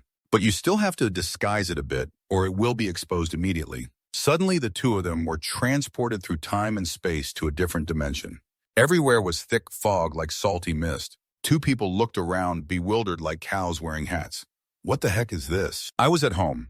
So how did I suddenly end up outside without knowing when? Suddenly, a giant foot as big as a temple fell from the sky, giving the two a fright so big they almost peed their pants. Looking up, their eyes popped wide open and mouths gaped. The scene before them was unbelievably surreal. A figure in black robes, covered face and head, majestic, riding on the back of a huge killin with an imposing aura. It really made you feel suffocated. The figure's voice thundered. I am the supreme ancestor of the Deech family. Did you hear that Kin Teen Brat was screaming for me? Is that true? Dich Cook Fong and Dich Hai Fong stood there with mouths open and eyes wide in shock. The ancestor really? Are you kidding? There's no one in the Deech family that tough. Sounds fishy. The mysterious figure's face darkened briefly and he snorted coldly with authority. What you dare question your ancestor like that? I am indeed the ancestor, just that those old guys like to roam the three realms exploring mysteries outside. I'm one of them. I just happened to drop by to help you out of this crisis. After speaking, his aura grew even stronger. He was clearly furious at being doubted by his juniors. Dich Cook Fong, shaken to the core, quickly kneeled down, trembling. Ancestor, please calm down. Hai Fong is young and immature. He spoke out of turn. Please forgive him. It's my fault for not disciplining him properly. I beg for your mercy, ancestor. Dich Hai Fong's face turned pale. He reluctantly accepted the situation and knelt before the ancestor. Hai Fong apologizes for offending you, ancestor. The mysterious figure on the Keelan finally calmed down a bit. Apparently, he wasn't holding a grudge over what happened earlier. You at least know better. Who else but this young master would come in here? It was lucky to have acted a bit dramatic to fool these two old men. Otherwise, without seeming impressive, they wouldn't have believed it. Forcing you to kneel and talk is a bit harsh, but whatever emergency situation, minor detail. I've heard rumors that you Deech family were summoned to the battlefield of the 10,000 realms. That place is treacherous and deadly. 9 out of 10 perished there. That's why I specially manifested to grant you some resources and a little luck. As he spoke, he waved his hand, and a pile of shimmering resources appeared before them. Gold, silver, jewels, elixirs, magic treasures, everything. Truly a treasure trove, Dich Cook Fong and Dich Hai Fong. They stared wide-eyed, mouths agape, stunned into silence. Wow, this pile is priceless. Every item here is a rare treasure. These are all heavyweight items, no joke. If you compare this pile, it might be on par with the combined wealth of the 3 great clans. Then the old ancestor threw out a space ring. All the good stuff I just gathered is put inside here and entrusted to Ji Feng to keep safe. But remember, the items inside are incredibly precious. Just pulling out one thing carelessly could shake the entire Tianla realm. Tianla realm is just a low-level dimension in the battlefield of 10,000 worlds. You must use these treasures carefully or you'll bring disaster to the whole clan. Jifeng took the ring with trembling hands, tears welling in his eyes. The old ancestor really is divine. In whatever way or form, he gave Jifeng a lifeline so we could survive in that hellish place. I will definitely take good care of these items to help our clan survive the battlefield of 10,000 worlds and bring honor to the family, not letting you down. The old ancestor generously waved his hand again, taking out more items that looked like they fell from the heavens. Inside is a flame fury blade of unmatched power, specially prepared for you, Haifeng. If you happen to meet someone fated with this blade, please deliver this message from me. Do you still remember the great Ming by the lake and the promise of the 18 levels of hell from years ago? There's also a magical branch of the divine willow that must be carried at all times. If you ever face a life or death moment, it could save your life. Jifeng clasped his hands respectfully. I have engraved every word of your instructions into my heart, deeply grateful for the old ancestor's grace. As they were still clasping their hands and expressing thanks, they looked up to find the old ancestor had already vanished from the mortal world. Jiden curiously asked, did you meet the old ancestor already, old man? Yes, it was terrifyingly overwhelming. The old ancestor granted me some fate and entrusted me with some important tasks. Let's leave that for later. Now I want you to come with me to a place. Immediately, Jitian was surprised. Where are we rushing off to, Dad? The secret Dich family estate has just received new fine tea at Dishun Courtyard. Uncle Third is taking me to enjoy tea and listen to singing to relax. Upon arrival, countless graceful beauties surrounded and welcomed young Master Dich on his first visit to Dishun Courtyard. Oh, my young master, you look so handsome and dashing. I've heard of you for a long time. Today is a rare chance to meet. Wow, this really is a paradise on earth. Jiden's eyes sparkled like stars as he turned to Uncle Third and asked, "Is this the secret estate you were talking about?" "It really is top-notch. Why didn't you tell me sooner? Finding out now is such a waste of my youth." Uncle Third stood beside him, grinning proudly. "See how awesome your Uncle Third is." Then Uncle Third gestured for the beauties to step back. "You all step back first. I have something private to discuss with my son." Everyone bowed their heads in agreement and obeyed the master's order. Jiden was puzzled. "Why do they call you master? Why would you be called master? That form of address sounds so odd somehow." After the beauties disappeared, Jitian asked again, "Why exactly do they call you master? That title is definitely not ordinary at all." Uncle then slowly explained, "This enterprise started from your great-grandfather of some generation. It only began to prosper with your grandfather's generation. Now it's my turn," he smirked meaningfully. "By the time it's with me, the business has expanded across many strongholds. This family business passed down from father to son is truly top-notch and the most important asset of the Dish family. I thought our family got rich selling newspapers, but turns out we're the power behind Dish and Vian. Seriously, like some kind of Canadian magic." Uncle sternly added, "Don't underestimate our family business. The scale now is no joke. There are 135,000 beauties and younger sisters. The managers number over 3,000 disciples. The staff is over 17,000. The inner courtyard counts around 900. And none of them are ordinary people, mind you. Among them is a war god at the peak as the trump card. There are 6 war kings, 17 warlords as well, and roughly 130 war kings of lower rank. Under the war king rank, there are countless more." Hearing this, Jitian was speechless. "Oh my God, seriously? With that kind of strength, they can definitely go toe-to-toe with the 4 great clans. No joke." Kintian thought he had fully grasped his strength like the back of his hand, but it turned out there was still a terrifying secret force hidden away. Truly a hidden treasure. My old man is seriously cool. Just building the Daishuan Institute alone into such a powerful force is truly unmatched in the world. Then my old man took out an ancient token. "Today I called you here to hand over this place to you. After I join the army, this will be the ace card of the Deech family, also the thing that protects your mother and siblings." Dich Kintian stared blankly, taking the token. His mind swirling, what kind of token is this? It even has the huge character Dich engraved on it. The beauties leading the Daishuan Institute all entered at once, kneeling respectfully and loudly greetings order owner. Dick Kintian was startled, but secretly pleased. "Wait, when did I become the order owner?" His old man explained, "Whoever holds this token is the order owner of Daishuan Institute." Dick Kintian began to think of some ideas that surely any brother hearing this would think of. "So I can do whatever I want, right?" Dich Cook Fong, as if reading his son's thoughts, immediately cut him off. "Don't get any wild ideas. The sisters of Daishuan Institute all come from humble origins. If they are unwilling, no one is allowed to force them to do anything, not even the order owner like you." Dick Kintian felt a bit disappointed. "Then what's the point of being the order owner?" Dich Cook Fong replied slowly, "To oversee Thienlea realm and gather intelligence here. To foresee the future, especially targeting those abnormal people doing abnormal things." Then he turned and walked away to prepare his gear. "If nothing changes in 3 days, we and the elites will join the army. I'll do my best to arrange everything smoothly." Dich Kintian felt heavy-hearted, reluctant to leave his old man. After all, it's a matter of the family's survival. "Why isn't my old man worried? See you in 3 days. 137 elite elders. Dichra gathered at the main gate. Everyone was ready to depart for the army. Relatives bidding farewell, all sad and gloomy. Nyotodo cried her heart out. Old man hugged mother, comforting her.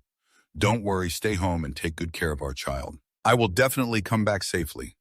Dich Kintian also stepped forward to bid farewell to old man. "Ah, father, please take care," Dich Cook Fong. At this moment, he completely trusted handing over the family legacy to his son. He nodded, saying, "Don't worry. I will return safely with the uncles and clan members. We will all come back." An invisible force from the sky slowly descended, enveloping the Dichra group. One by one, they floated into the air, no one able to resist this power. Like the heavenly way descending unstoppable. All the Dichra began to rise higher. Dich Cook Fong looked up confidently and shouted, "Tutu. Kinthian, my sons, you must protect the clan well. Dichra, I'm counting on you. We will survive and come back. Dichra, we will never surrender." A blinding streak of light flashed. The entire Dichra vanished into nothingness as if they never existed. After everyone disappeared, mother cried uncontrollably. Dick Kintian hurried over to comfort mother. Don't cry anymore, my lady. Old man will be fine. We have to send him off happily to the battlefield. Everything will definitely be okay. Time passed quickly. On a sunny day, a heavily wounded young man in tattered clothes leaned on a dry stick, stepping heavily through the South Heaven city gates. He panted as he walked. Finally, I've made it here.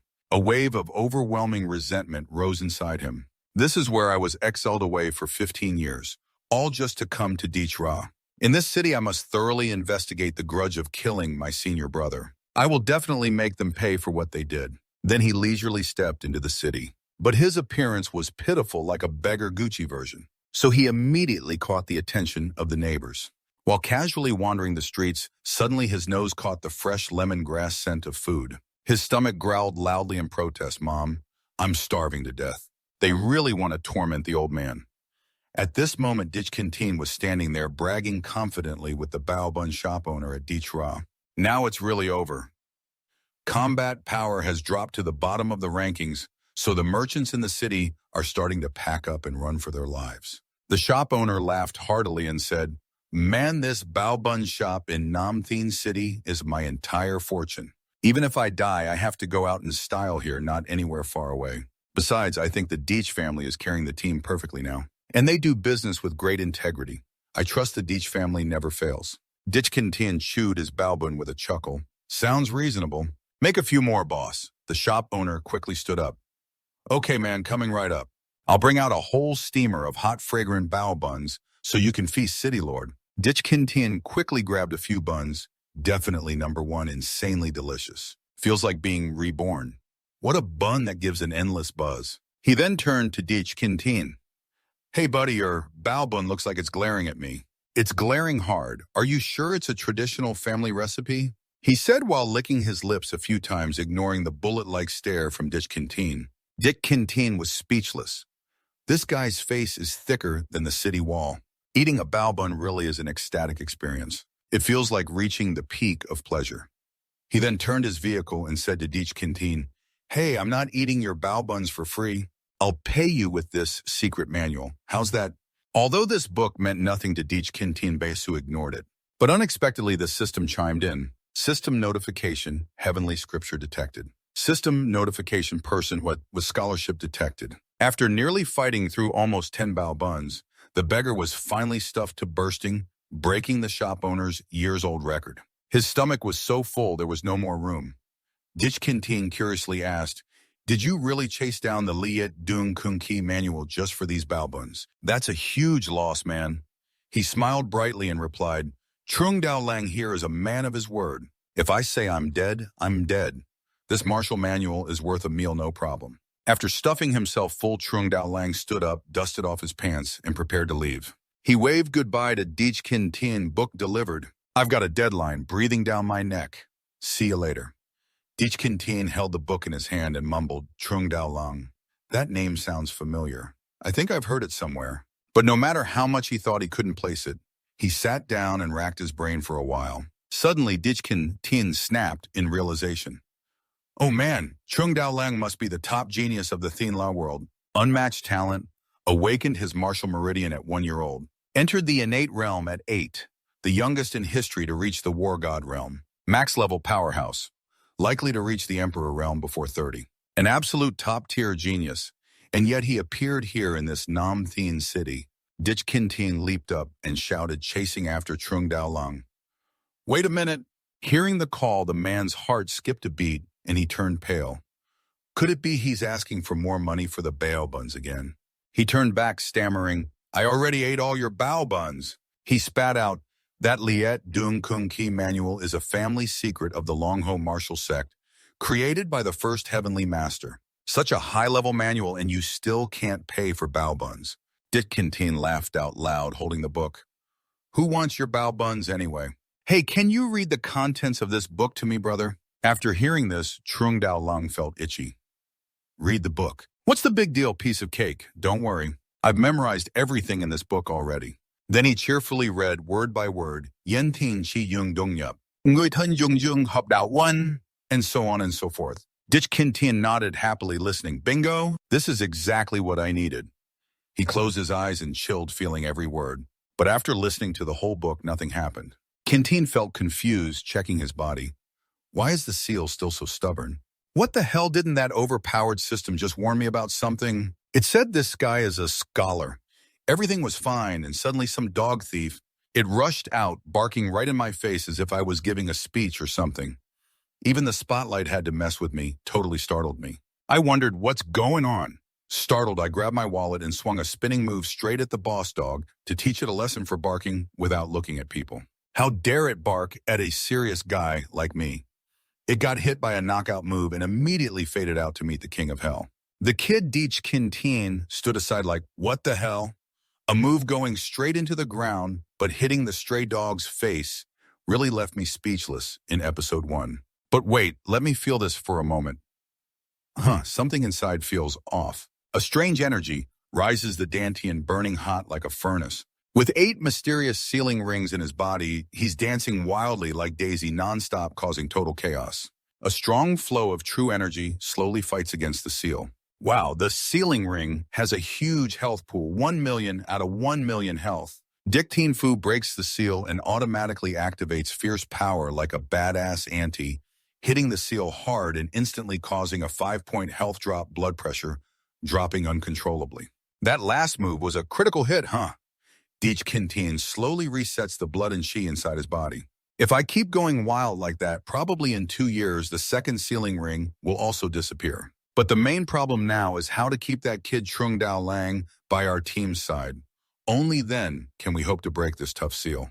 Meanwhile, Trung Dao Lang and the little dog are still fiercely fighting smoke and fire everywhere. Come here, you defeated dog trader. I'll give you one more move with a bonus slap. The little dog barks back fiercely, with full spirit, definitely a never-ending drama. Then Dich Kintin suddenly remembers a shocking thing. This Liat Dung Kung Ki technique, wasn't it created by that kid Trung Tin Wei, the idol of the cultivation world? I think he winked and gave me a hint when I met him in the 10,000 Worlds Hell. Could it be that Trung Tin Jui time-traveled from the heavenly prison realm, long tiger martial sect, to the system and now finally speaks up? Your goldfish memory really is unbeatable in the world. This secret cultivation manual has long been stored in full HD in the system's vault. You even grabbed it home since the Stone Age. Eyes wide with amazement, mouth agape, looking around like, really, I totally forgot about this. Checking it out, oh wow, it's the original authentic Liat Dung Kung Ki, super legit. So I actually got it in my last life already. The Liat Dung Kung Ki Muscle Max level goes up to a full 30 layers, not just the lame 20 layers like the book Trung Dao Lang handed over to me. Finally figured out how to keep this brat on our side. Kintin happily walks over to Dao Lang. Hey kid, that fake Liat Dung Kung Ki you're using is a knockoff. Hearing this, Trung Dao Lang froze for 5 seconds like, wait, how is it fake? Trung Dao Lang cancels his fight with the little dog, spins around, stands up instantly, emits max-level serious aura, casually kicks the dog aside and starts talking seriously. You can doubt my integrity, question if I'm even human, but no, you absolutely cannot sell my authentic Liat Dung Kung Ki. Dick Kintin makes a clown face like a kid, so I, the young master here, have to enlighten you on what real stuff is. Then he acts up flawlessly, reciting the remaining techniques in Trung Dao Lang's manual. Metal energy transforming through the Dao, harmonizing with 10,000 suns, reading and flexing, making Trung Dao Lang freeze for a few seconds, then scream with joy and go crazy. I knew it, Liat Dung Kung Ki definitely isn't just a level 20 amateur. No wonder I felt the metal energy wasn't the ultimate level. There's an update beyond that I haven't unlocked yet. Yours is definitely the authentic one. Trung Dao Lang quickly runs over and hugs Dick Kintin tightly. Big bro, do you still remember the part behind the manual? Dick Kintin smiles like it's harvest season. Of course, I remember it perfectly. Trung Dao Lang is ecstatic. Trung Dao Lang have never owed anyone anything before. Whatever you're passionate about, just send signals. As long as I have it, I'm not stingy and will deal fairly with you. Kintin frowns, asking if anyone has ever been so forward, just casually throwing bait, looking at Trung Dao Lang with a side-eye glare. What I want is you, kid. When Trung Dao Lang heard it, he was shocked all over, wondering what was so scary about the big brother wanting me. Could it be that kind of desire? He shyly and coldly replied, Ayo me. Unexpectedly, you are so talented and young, but have such a salty taste. Oh my gosh, really embarrassing. Dick Teen was speechless. Did you misunderstand the drama? Trung Dao Lang's eyes shimmered with tears. Although this request is extremely difficult for the future of Longho martial sect, I must sacrifice my youth to fulfill your wish. Then he turned 180 degrees and took off his shirt. Come on, come here, quickly. Don't make me repeat myself. Dick Kintian's eyes formed O's and mouth A's, witnessing a terrifying scene. Is this idiot at max level? Is this what the #1 genius of Thien La realm looks like? Is this the future sect leader of Longho martial sect? Oh my god, his whole image is ruined. Dick Kintian was speechless, again episode 2, at Trong Dao Lang's utterly ridiculous mindset. Sect leader, it seems you misunderstood me. I want you. I'm not fake, but no, I'm not obsessed with your body. I just want you by my side for about 2 years, and during these 2 years you have to show me how you cultivate. Trong Dao Lang hurriedly pulled his shirt to cover himself, face flushed, bright red. Oh my god, you scared me so much. Why didn't you say it sooner so I could prepare myself? My heart is weak and fragile. For 2 years, day and night, I've been nourishing your Leet Duong Kong Ki. I thought you were about to pull some weird stun again. What a scare. Kinting got goosebumps all over. Sect leader is truly unmatched in humor. He turned serious and said to Trong Dao Lang, this is important. It must be clearly explained. This time I'll take the sect leader back to the Deech family first. Actually, I am the heir of the Deech family. Don't worry, I won't sell out the sect leader. Don't be too anxious. Trong Dao Lang was so angry he was trembling like a plowed field. What you said, you're from the Deech family, and even the heir of the Deech family. Dick Kintian startled. Huh, is there something wrong? He asked confusedly. Does the Deech family have a problem? Trong Dao Lang clenched his teeth and interrogated. Years ago, didn't the Deech family kill someone? He was from Longho martial sect, my blood brother, senior brother. Why did you kill my senior brother Dichra? You need to explain properly. Dit Kintian scratched his head, recalling, it seems there really was such a thing. The sect leader's senior brother was indeed dealt with by the Deech family, reportedly killed by my father's sword. Trong Dao Lang's blood boiled with rage, wishing he could tear Deech Kintian apart. Where is your old man? Bring him here to me immediately. My father. A few days ago, he set off to enter the Vangoy battlefield already. Trong Dao Lang's anger vanished upon hearing this. His face brightened up. Oh, so that's how it is. That's fine. I deal with things fairly. Whoever killed my senior brother, I will settle accounts with them. If your old man has disappeared to the Vangoy battlefield, then next time I'll follow the trend and go there to settle accounts with him like a real man. Dick Kintian was speechless, again episode 2, but saw that Trong Dao Lang was a man of principles, not bothering with petty issues, so he was somewhat a gentleman. Then let's go. Now I'll take the sect leader back. Dich Ra, are you up for some fun? But wait here, throw the original copy of Liet Duong Kong Ki to Trong Dao Lang. This is the full HD uncensored version from your master's family. All the updates are in here. Trong Dao Lang took it with trembling hands, eyes wide and mouth open. Hey, you treat your precious thing like selling vegetables at the market. 1 year later, in the magnificent imperial palace of the capital, Emperor Dongfeng Hong was furious, his face purple with anger. For a whole year, his 150,000 elite soldiers bravely launched wave after wave of attacks on Namvuk. But it was like throwing stones into a pond. Total disaster, none survived. What kind of sacred land is this Namvuk anyway? Dongfeng clenched his teeth fiercely. Murderous aura blazing. I thought luck was on my side, about to reclaim Ngoto, too. But time and again it ended in heavy failure. You useless guys are really pathetic and worthless, but I will never give up. A cunning high-ranking official stepped forward, clasped his hands, and reported to His Majesty, I have a brilliant plan. Let's set a trap to lure Ngoto into a pit, then lead the 4 gray Vajras across the southern sea to our capital. After that, we'll ambush them and capture them all in one net. Without Ngoto and the 4 great Vajras, they're just paper tigers, nothing but empty names for us to crush at will. Dongfeng Hung raised an eyebrow and asked, then how do we lure No Toto here? The 2 high-ranking officials sneered slyly. Of course we have to rely on her and Go family. Dongfeng Hung smiled smugly upon hearing this excellent, truly a deep and unpredictable plan. Ngo Toto, this time you won't escape the palm of my hand. Half a month later at Deech Family Manor, a family servant hurriedly ran in to report. Inform Ngo Toto that the clan leader has a letter from the Ngo family. Ngo Toto furrowed her brow slightly. The Ngo family? She gently picked up the letter, her voice tinged with bitterness. How long has it been since the Ngo family remembered me? They have long regarded me as a stranger. While Ngo Toto read the letter, the servant reported again with a worried tone, clan leader, the royal family has launched a full assault on the Ngo family recently.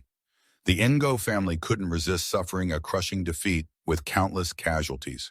The letter says your mother has been seriously injured, likely near death, and wishes to see the clan leader and the children one last time. Tears slowly fell from Ngo Toto's eyes, her heart feeling like it was being strangled. Her mother was the only relative she had left in this world, the one she always longed for. Hearing the news of her mother's critical condition, her heart ached like being cut, and tears flowed uncontrollably. Years ago, because she chose Kukfong, she left Dongfeng Hung and the Ngo family cut ties with her. But now the Ngo family faces disaster. How could she heartlessly abandon past grudges? She immediately gave a firm order. Prepare for me, I will lead the 4 great Vajras down the mountain to pay the Ngo family a visit. At Dij Kintian's side, He Dao Dao and Trung Dao Lung continued to train tirelessly. Day and night, the 3 rode atop the Kim Si Divine Eagle, slicing through the wind and clouds flying straight toward a distant land. Dao Dao pouted and complained, "Young master, that Trung Dao Lang is a freak. Haven't seen him eat anything all week." Zhao Zhao quickly replied, "Young master, it's been 17 days already." Hearing this, Dij Kintian clicked his tongue. Kinman, what a pervert. The way he cultivates his primordial energy just gushes like a waterfall that never dries up. Deep down, Dij Kintian felt quietly pleased. A year had passed with Trung Dao Lang's help, and the poison ring around him had reduced by over 2,000 health points. This progress far exceeded initial expectations. At this rate, he would soon completely break free from that crippled Kimco ring. Meeting Trung Dao Lang this time was truly a godsend, like finding a treasure. While flying through the sky, Dij Kintian suddenly felt something was off. His instincts told him someone had intruded. Who dares to boldly trespass into my territory, Dij Kintian? The southern heavenly mountain range is my domain, and understand. He immediately urged the Kimzi Divine Eagle to change direction toward the source of the disturbance.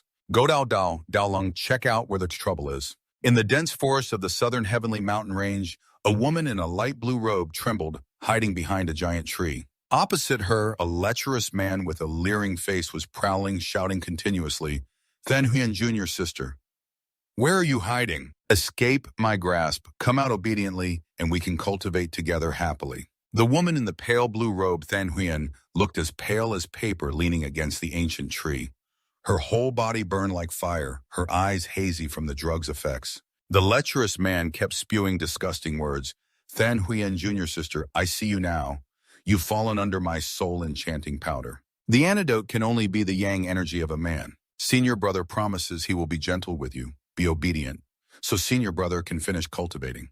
Then Huyen gritted her teeth, trying to hold on to the last bit of clarity in the drug-induced haze, as if thousands of ants were biting and tearing her body. Her reason screamed, "No, absolutely not." Then Huyen, who had devoted her life to cultivation, seeking the supreme martial path, how could she ruin her body here? But in the end, the vast net of heaven is inescapable. The lecherous man had found her. He sneered nastily. Surprised junior sister, Then Huyen was startled and terrified as despair surged. She drew her sword to her neck, her voice trembling but determined.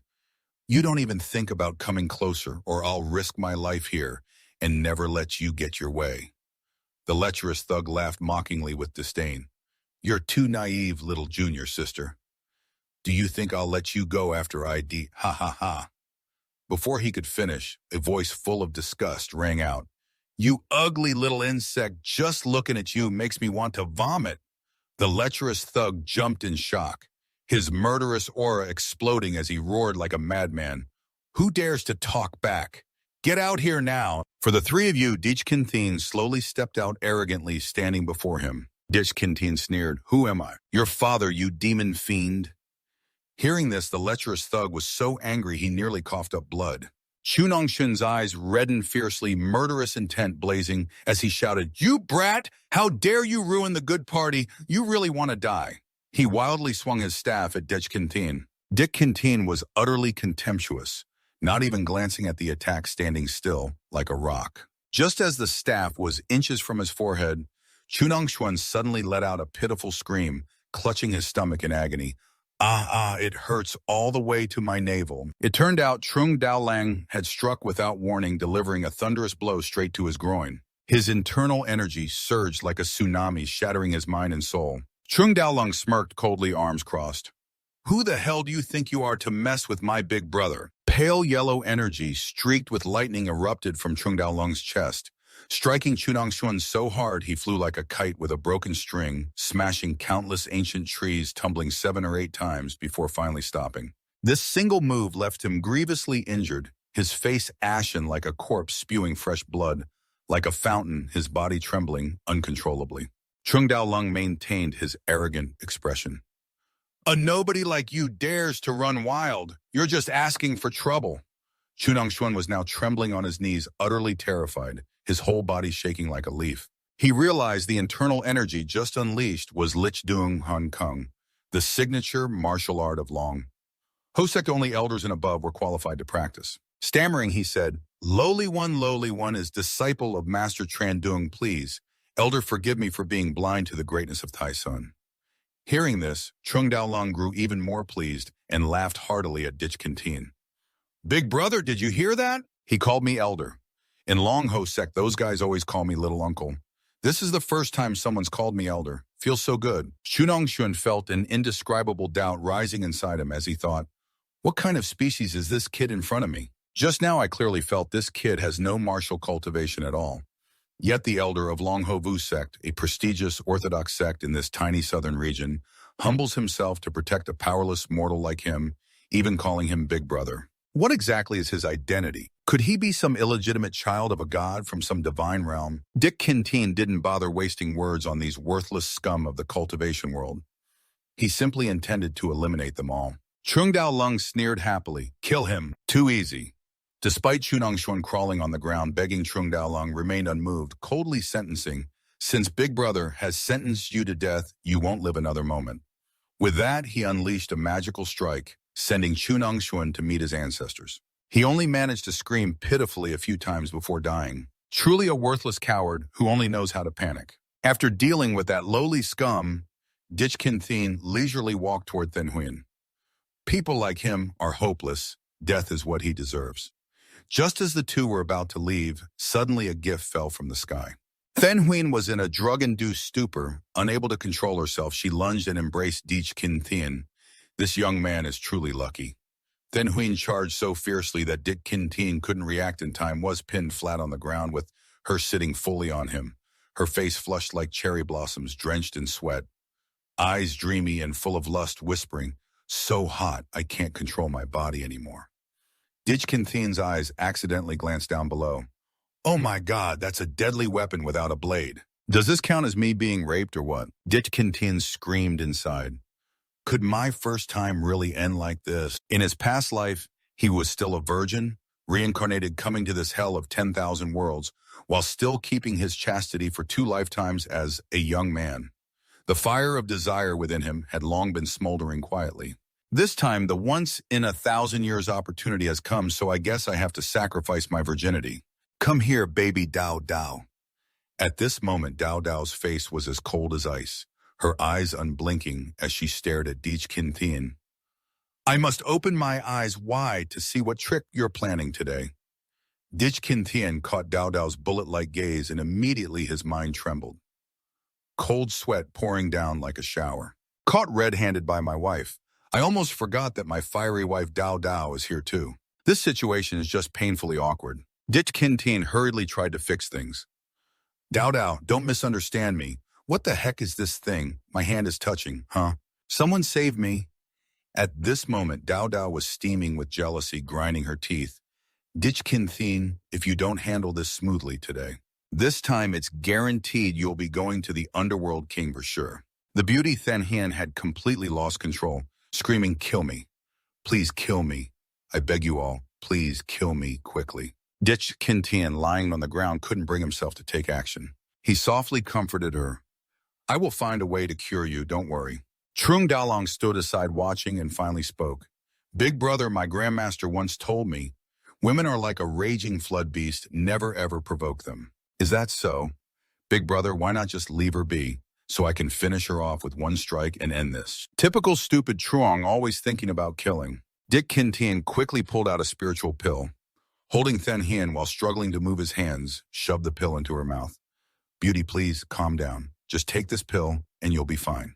If you keep this up, my wife will send me down to the Nine Springs too.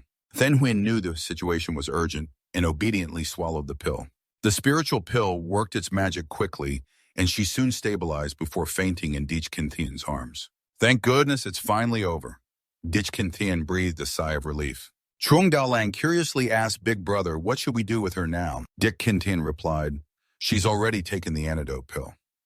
The poison in her body won't cause trouble anymore. She'll wake up soon. Sure enough, about a moment later, Then Hien softly groaned and slowly opened her eyes. Her body was still weak and limp like a noodle sitting down on the ground. After fully waking up, she startled in horror, recalling what had happened, and anxiously wondered, what on earth just happened? Then Hien frantically checked her clothes, then felt all over her body, finding everything intact, her clothes neat and tidy. Only then did she breathe a sigh of relief and silently thank heaven. She hurried to fix her clothes properly, then turned to say thanks. Thank you all for helping me. Dao Dao, still a little jealous, pouted and said, don't worry, nothing happened to her. Don't get any wild ideas. No need to thank me. Thank our young master here. He's the one who gave her the antidote pill, so don't overthink it. Dich Kinthian also joined in. She's just a little bunny. No need to be polite, just casually helping a fan out. No need to stress senior sister. Then Hien automatically understood, gently twisted and turned, then faced young Dich Kinthian. Her voice sweet as sugar cane juice, Then Hien thanks the young hero brother for timely assistance. Dich Kinthian coolly crossed his arms and fired a question like rap. So the Doyam sect is full of beautiful girls, huh? Senior sister, do you know the great sister? Hien Vien Lak Lak. Then Huin's eyes went wide and mouth agape upon hearing the name Hien Vien Lak Lak, the saintess of the Doyam sect. Dude, you guys actually know my saintess. Dich Kinthian confidently maxed out. Of course we were childhood sweethearts betrothed. Dich Kinthian. Hearing this, Then Hien was shocked. Her previously blooming face instantly turned icy cold. What did you say? Without wasting words, she swiftly drew her divine sword, its gleam radiating heroic spirit, and with one decisive move lunged straight at Dich Kinthian, who was standing there stunned like a wooden puppet. How dare you insult the holy maiden of Doyam sect? This crime deserves the wrath of the 9 clans of Chu Di. Then Huin's sword traced a perfect arc, aiming right at Kinthian's forehead. In every disciple's heart of Doyam sect, the holy maiden is the future sect leader, holding the highest and most supreme position. To Then Hien, the holy maiden is as pure as a white lotus. How could such a sacred betrothal be sullied by some trivial worldly engagement? Dich Kinthian could only sigh inwardly. Oh my, this sister is fiercely loyal to the holy maiden indeed. Dich Kinthian lightly dodged the sword strikes like a cat playing with a mouse. These moves were nothing more than child's play to him. Dich Kinthian's eyes darted as he appraised Then Hien from head to toe, thinking sword cultivators all have that fighting spirit, huh? Then Hien was a bit shocked. Why is he dodging so fast? Before she could finish her thought, she was horrified to realize Kinthian's hand was already dangerously close to her face. Oh my, this kid is as fast as lightning. Dich Kinthian pressed her with a combo, cornering her against the wall. Is this girl really acting out a tragic love story of reluctant passion in real life? For men, the tougher the woman, the more it stirs their conquering blood. Dich Kinthian grinned and teased, I really like your loyalty, miss. You're truly a pure white lotus, transcending the mundane. Zhao Zhao rushed over, eyes wide, shouting, Sister Then Hien, what's wrong with you? Our young master just saved you, and now you're flipping faster than a rice paper pancake. Ungrateful, truly. Then Hien, embarrassed to the point of wanting to disappear, blushed bright red and was speechless. Trung Daolung had been watching the drama unfold like it was a TV series. Old Master's warning was right. Women truly are wild beasts, just saved someone and now want their head. Women really are the most mysterious creatures in the universe. Then Hien immediately pushed Dich Kinthian 3 meters away and shouted angrily, Who dares to slander the holy maiden of our sect? Dich Kinthian smirked and replied, Slander. At this point, if you don't believe me, why don't you ask your sect's holy maiden if she really has a betrothal with the Nam Vuk Dich family? Then Hien stubbornly refused to believe the kid. You're just a kid. Do you have enough age to even lose a tooth yet? Our holy maiden is at least a whole zodiac sign older than you. Such a thing simply can't happen. Dich Kinthian confidently raised his level. Older than me. So what? Older than me, so you're not allowed to be my wife. I'm a young playboy. Flying the old lady's plane feels way better that way. Dick Kintian scanned Then Huyen again from head to toe. For example, you're pretty good yourself, sis. Just kidding. Sword cultivators all have their own style.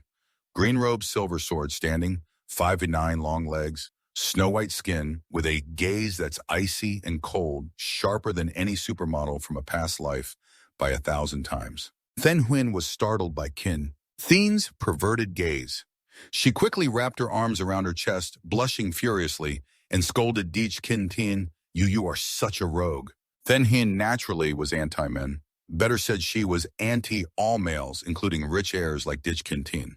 Deech Kin Thien feigned innocence, scratching his head with a forced smile. Hey, I was just joking. By the way, can I ask, sis, how did you end up in the Namvuk Dik family's territory? The Tong sect is far away. How did a genuine disciple like you end up in this godforsaken place? Then Huyen was still haunted by Deech Kin Thien's lustful gaze, clutching her chest tightly. I came to Namvuk to find the four divine beast Marshall Vane's inheritance. The strange phenomenon last time clearly pointed to this location. Hearing this, Deech Kin Thien laughed heartily. Sis is looking for the four divine beast Marshall Vanes. What a coincidence. Those kids are my younger siblings because I'm their eldest brother. Deech Kin Thien frowned, a teasing tone in his voice. What's wrong, young miss? Don't believe your own eyes. Or shall we make a little bet for fun? If those four divine beasts really are my siblings, then you have to obediently return to the mansion as my 51st concubine. How about it, dare to drink a toast with me on this bet? Then Huyen blushed deeply, both shy and angry. But all you want, who's scared? I'm just worried about your little life. Who would believe that a shameless, brazen person like you could be the leader of that group of divine beasts? Zhang Daolong suddenly jumped out, face beaming, as if he had found gold. Oh my God, does this mean our Long Hu martial sect is about to get another senior sister? Big brother, why have you been hiding this so well? Are those four divine beasts really your biological younger siblings? Yi Kin Thien gave Zhang Daolong a cold sideways glance and replied bluntly, Yes, that's right. What's the big deal? You should have asked me clearly from the start. Zhang Daolong immediately lunged forward to hug Yi Kin Thien's leg, tears welling up and eyes sparkling like a puppy reunited with its owner. Big brother, can you allow your little sister to join the Long Hu martial sect under me? No, if big brother doesn't mind, little sister can introduce you to a few dozen more matches, beautiful women who would captivate the Long Hu martial sect. Yi Kin Thien listened and was speechless. Oh heavens, it wasn't over yet. Zhang Daolong then shyly pouted. If big brother doesn't mind, I, Zhang Daolong, can also be your man. Yi Kin Thien almost threw up his guts hearing that. All right, please spare me. Your head must be waterlogged, right? Zhang Daolong didn't let go and kept hugging while Yi Kin Thien added in a few dozen passionate air kisses. Yi Kin Thien panicked, shouting, Stop it! I beg you, don't spit your saliva on my face. Get out of my sight right now. The two beauties standing nearby witnessed this scene with goosebumps all over, feeling chills down their spines. Zhang Daolong was enthusiastically devoted, while Yi Kin Thien screamed in fear like being chased by a ghost. Then Huyen still doubted and asked again, Are you really Zhang Daolong of the Long Hu martial sect? Zhao Zhao firmly confirmed. That's him, the number one Zhang Daolong in the world who has cultivated his yang energy to perfection, the top talent with the best martial vein gift, the highest enlightenment, and also the youngest virgin to reach the God of War level. Yi Kin Thien turned to Then Huyen and said, If young lady is willing to take this bet, I will take you to the Yi family to let you see my precious little siblings with your own eyes. It's been a long time since I went home. I miss those kids so much. They probably already know how to walk and talk by now. It's been a year and a half after all. Then Huyen thought to herself, although this young man's background seems shady and his abilities unpredictable, Zhang Daolong was a top genius and respectfully called him Big Brother. Looks like he couldn't be underestimated. Let's see what else he can pull off. The three of them, Yi Kin Thien, Zhao Zhao, and Then Huyen, set off chatting happily as they walked. Unexpectedly, after a while, they heard a shout from behind. It turned out Zhang Daolong was still kneeling on the ground like a lovesick puppy, only now coming to his senses and chasing after them. Hey, why are you walking so fast? Wait for me, guys.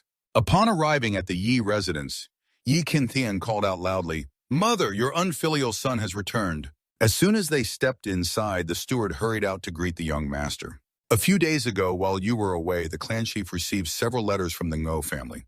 After that, he took Madam Thumb and the young masters and young ladies to visit the Ngo family, then instructed the old servant to wait here for the young master's return.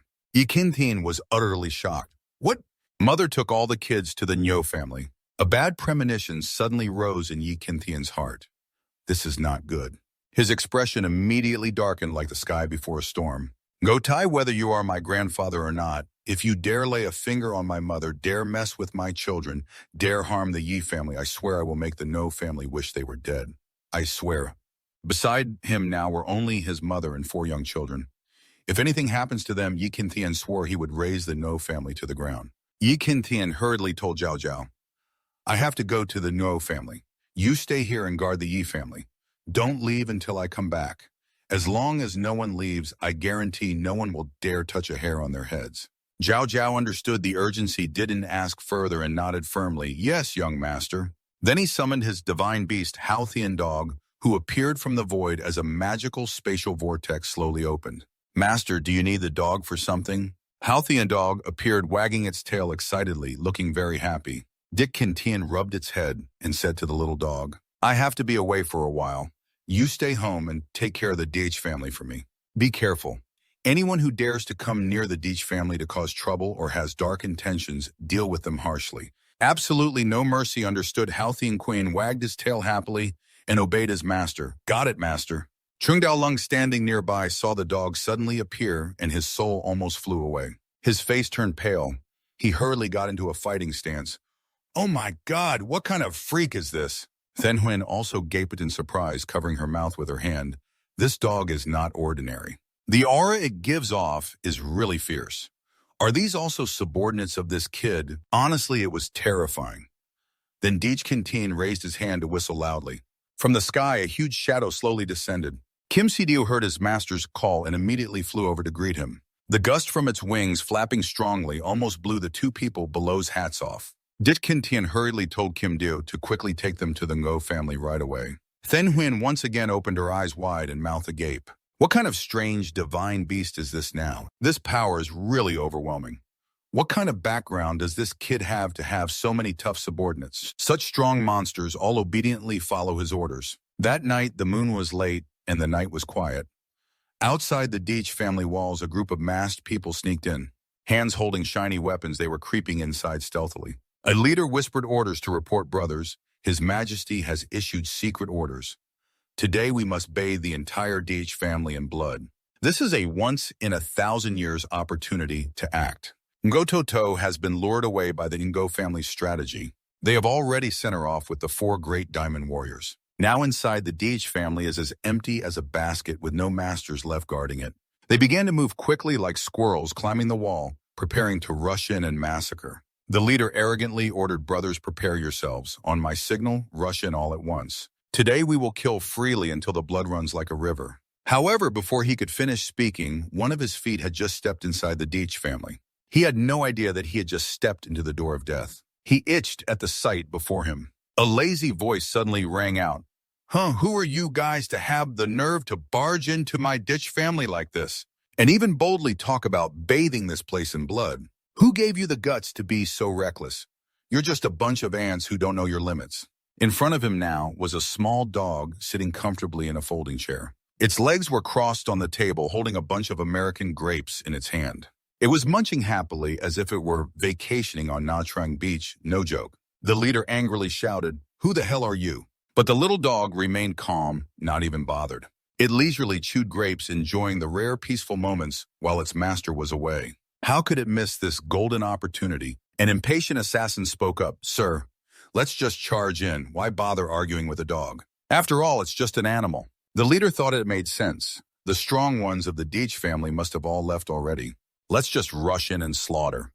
Dare to disturb me while I'm enjoying my peaceful life? Are you all tired of living? The little dog finally spoke. As soon as it finished, it spat out a spray of grapes. All the grape seeds in its mouth shot out at once. Each grape seed was like a deadly hidden weapon of the Doom family. With just this move, it sent nearly all the assassins to meet the King of Hell. All of them hadn't even understood what happened before their souls left their bodies. They all died without even understanding what was happening. The others, lurking on the roof who hadn't jumped in yet, met the same fate. They all went down to the afterlife together.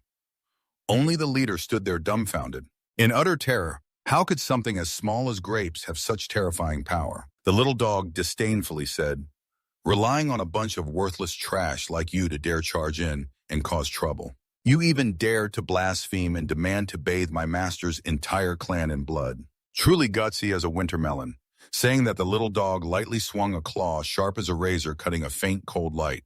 Before the leader could even recover, defend, or resist, he was slaughtered by the little dog in the blink of an eye. The remaining assassins around also all fell down as if having sudden labor pains. They died without even a gasp. The leader was deeply panicked inside. His mind was spinning. He couldn't believe his own eyes, absolutely not. How could this be? Wasn't the entire Deitch family's fighting force already deployed elsewhere? How is there still a monster left so strong and twisted like this? It was truly a deadly trap that buried all the assassins tonight without a single survivor. Meanwhile, far away at the gate of Ngo City, the Ngo family's stronghold, a group of 5 leisurely walked along the main road. Ngo Toto wore the familiar attire of the Deitch family. On either side were 4 little kids, 4 little ancient dumplings with the bloodline of divine beasts. The 5 of them trudged the long journey and finally set foot on her mother's territory.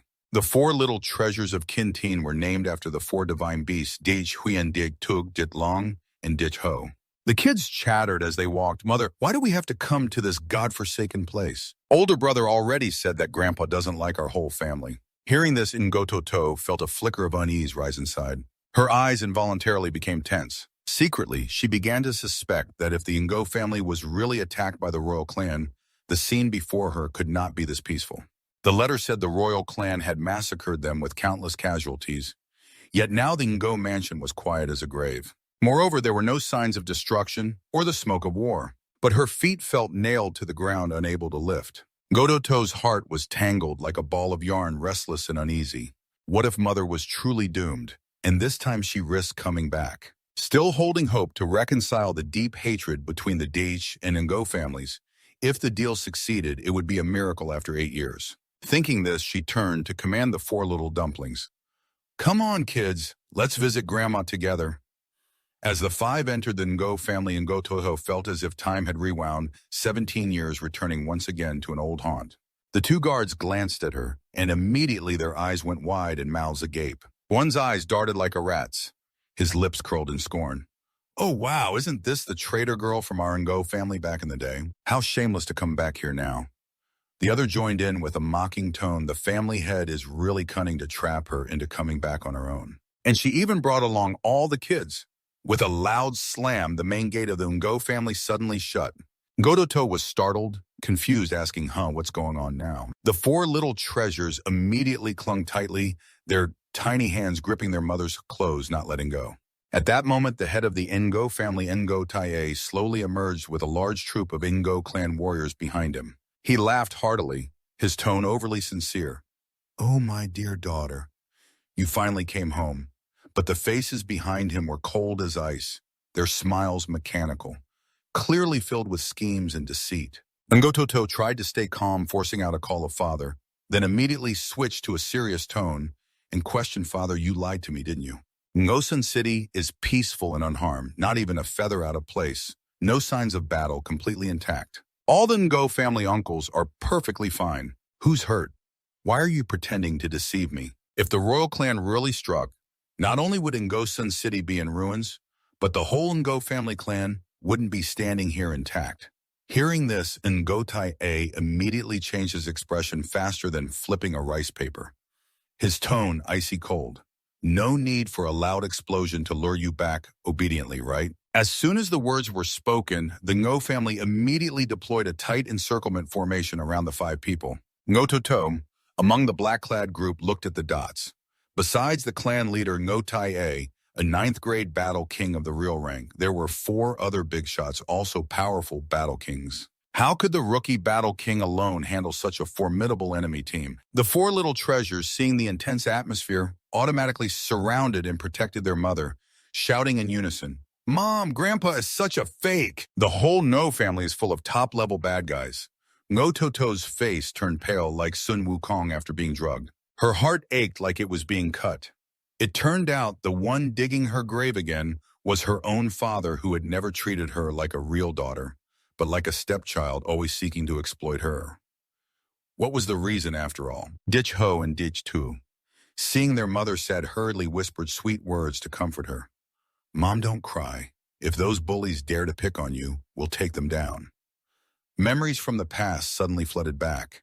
She recalled that fateful day when, just for some benefits related to the Ngo family's children, her father ruthlessly deceived her into the palace to force her into a forced engagement with Dongfang Hong. She would rather die than submit, drawing her sword to her throat and firmly declaring, "Stop forcing me. The one I love is Deech Kook Fong, and I swear I will never marry anyone else." Luckily, she used her own life as a bet to break free and escape that living hell.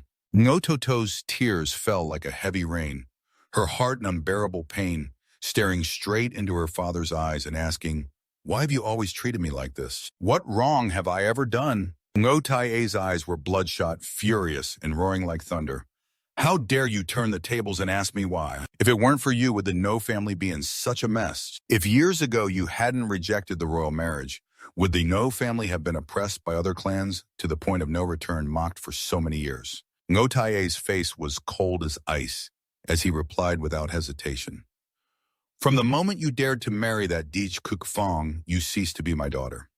Honestly," he said, "this time Jiang Bei lured you here, not only to force you to marry Dongfang Hong again, but also to seize your 4 heavenly children to exploit for the Ngo family's benefit." Then the Ngo family's elite all launched their moves simultaneously, fiercely attacking her, intending to capture the 4 bloodline divine beasts alive. However, at the critical moment, a sudden overwhelming power exploded, smashing this terrifying force one by one, scattering the entire crowd like leaves in the wind. The ancient forms of the 4 divine beasts appeared in full glory, Qinglongju Quishuan Wubai Hu, majestic and solemn, swirling above the heads of the 5 defensively surrounding Ngo Toto like an iron fortress. "Mom, don't be afraid. With us here, no one dares to harm you." A stunned Ngo clan member with wide eyes exclaimed, "Battle Kings! Oh my, these kids are so young and already at Battle King level." No wonder the clan leader went all out at this time, racking his brain to lure them here. The price paid is definitely worth it. Ngo Tai's shock shifted to excitement. His eyes sparkled like stars as he eagerly stepped forward. "This time we hit the jackpot. Only 1.5 years old and already at Battle King level. If we capture them and nurture them properly, they'll definitely become famous, powerful warriors in the heavenly realm. Our Ngo family will rise like a kite in the wind for sure." Ngo Toto panicked, immediately spreading her arms to shield her children, and urgently ordered, "Deech Long, quickly lead your siblings away. Leave everything here to me." But the 4 little devils stubbornly refused to leave their mother's side. "We won't go. We will protect you no matter what." Ngo Toto, seeing the tense situation, immediately spun around like a T and charged to confront the old Ngo Tai. While blocking his blows, she shouted to the kids, "Listen to your mother, pack up, and get out of this godforsaken place for me. Don't make me nag at you again." Unfortunately, Tutu was only a level 6 Battle King. Facing a final boss Battle King at level 9 was like an egg against a rock, like salt thrown into the sea. Ngo Tai only needed one move.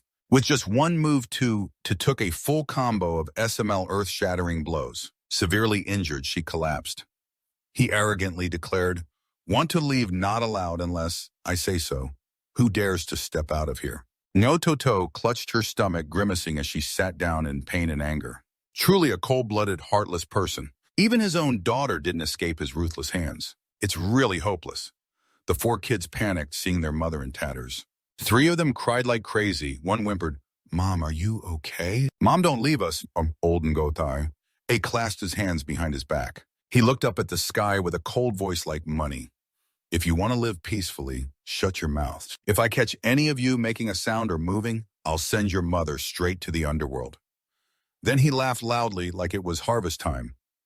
"These 4 seedlings, I'll take care of them. Rest assured, just let the Ngo family nurture them properly. Might as well brainwash them too. I swear when they grow up, they'll forget the surname, ditch the 4 great divine beasts in that damn monkey bloodline. They'll automatically become powerhouses of the heavenly prison realm.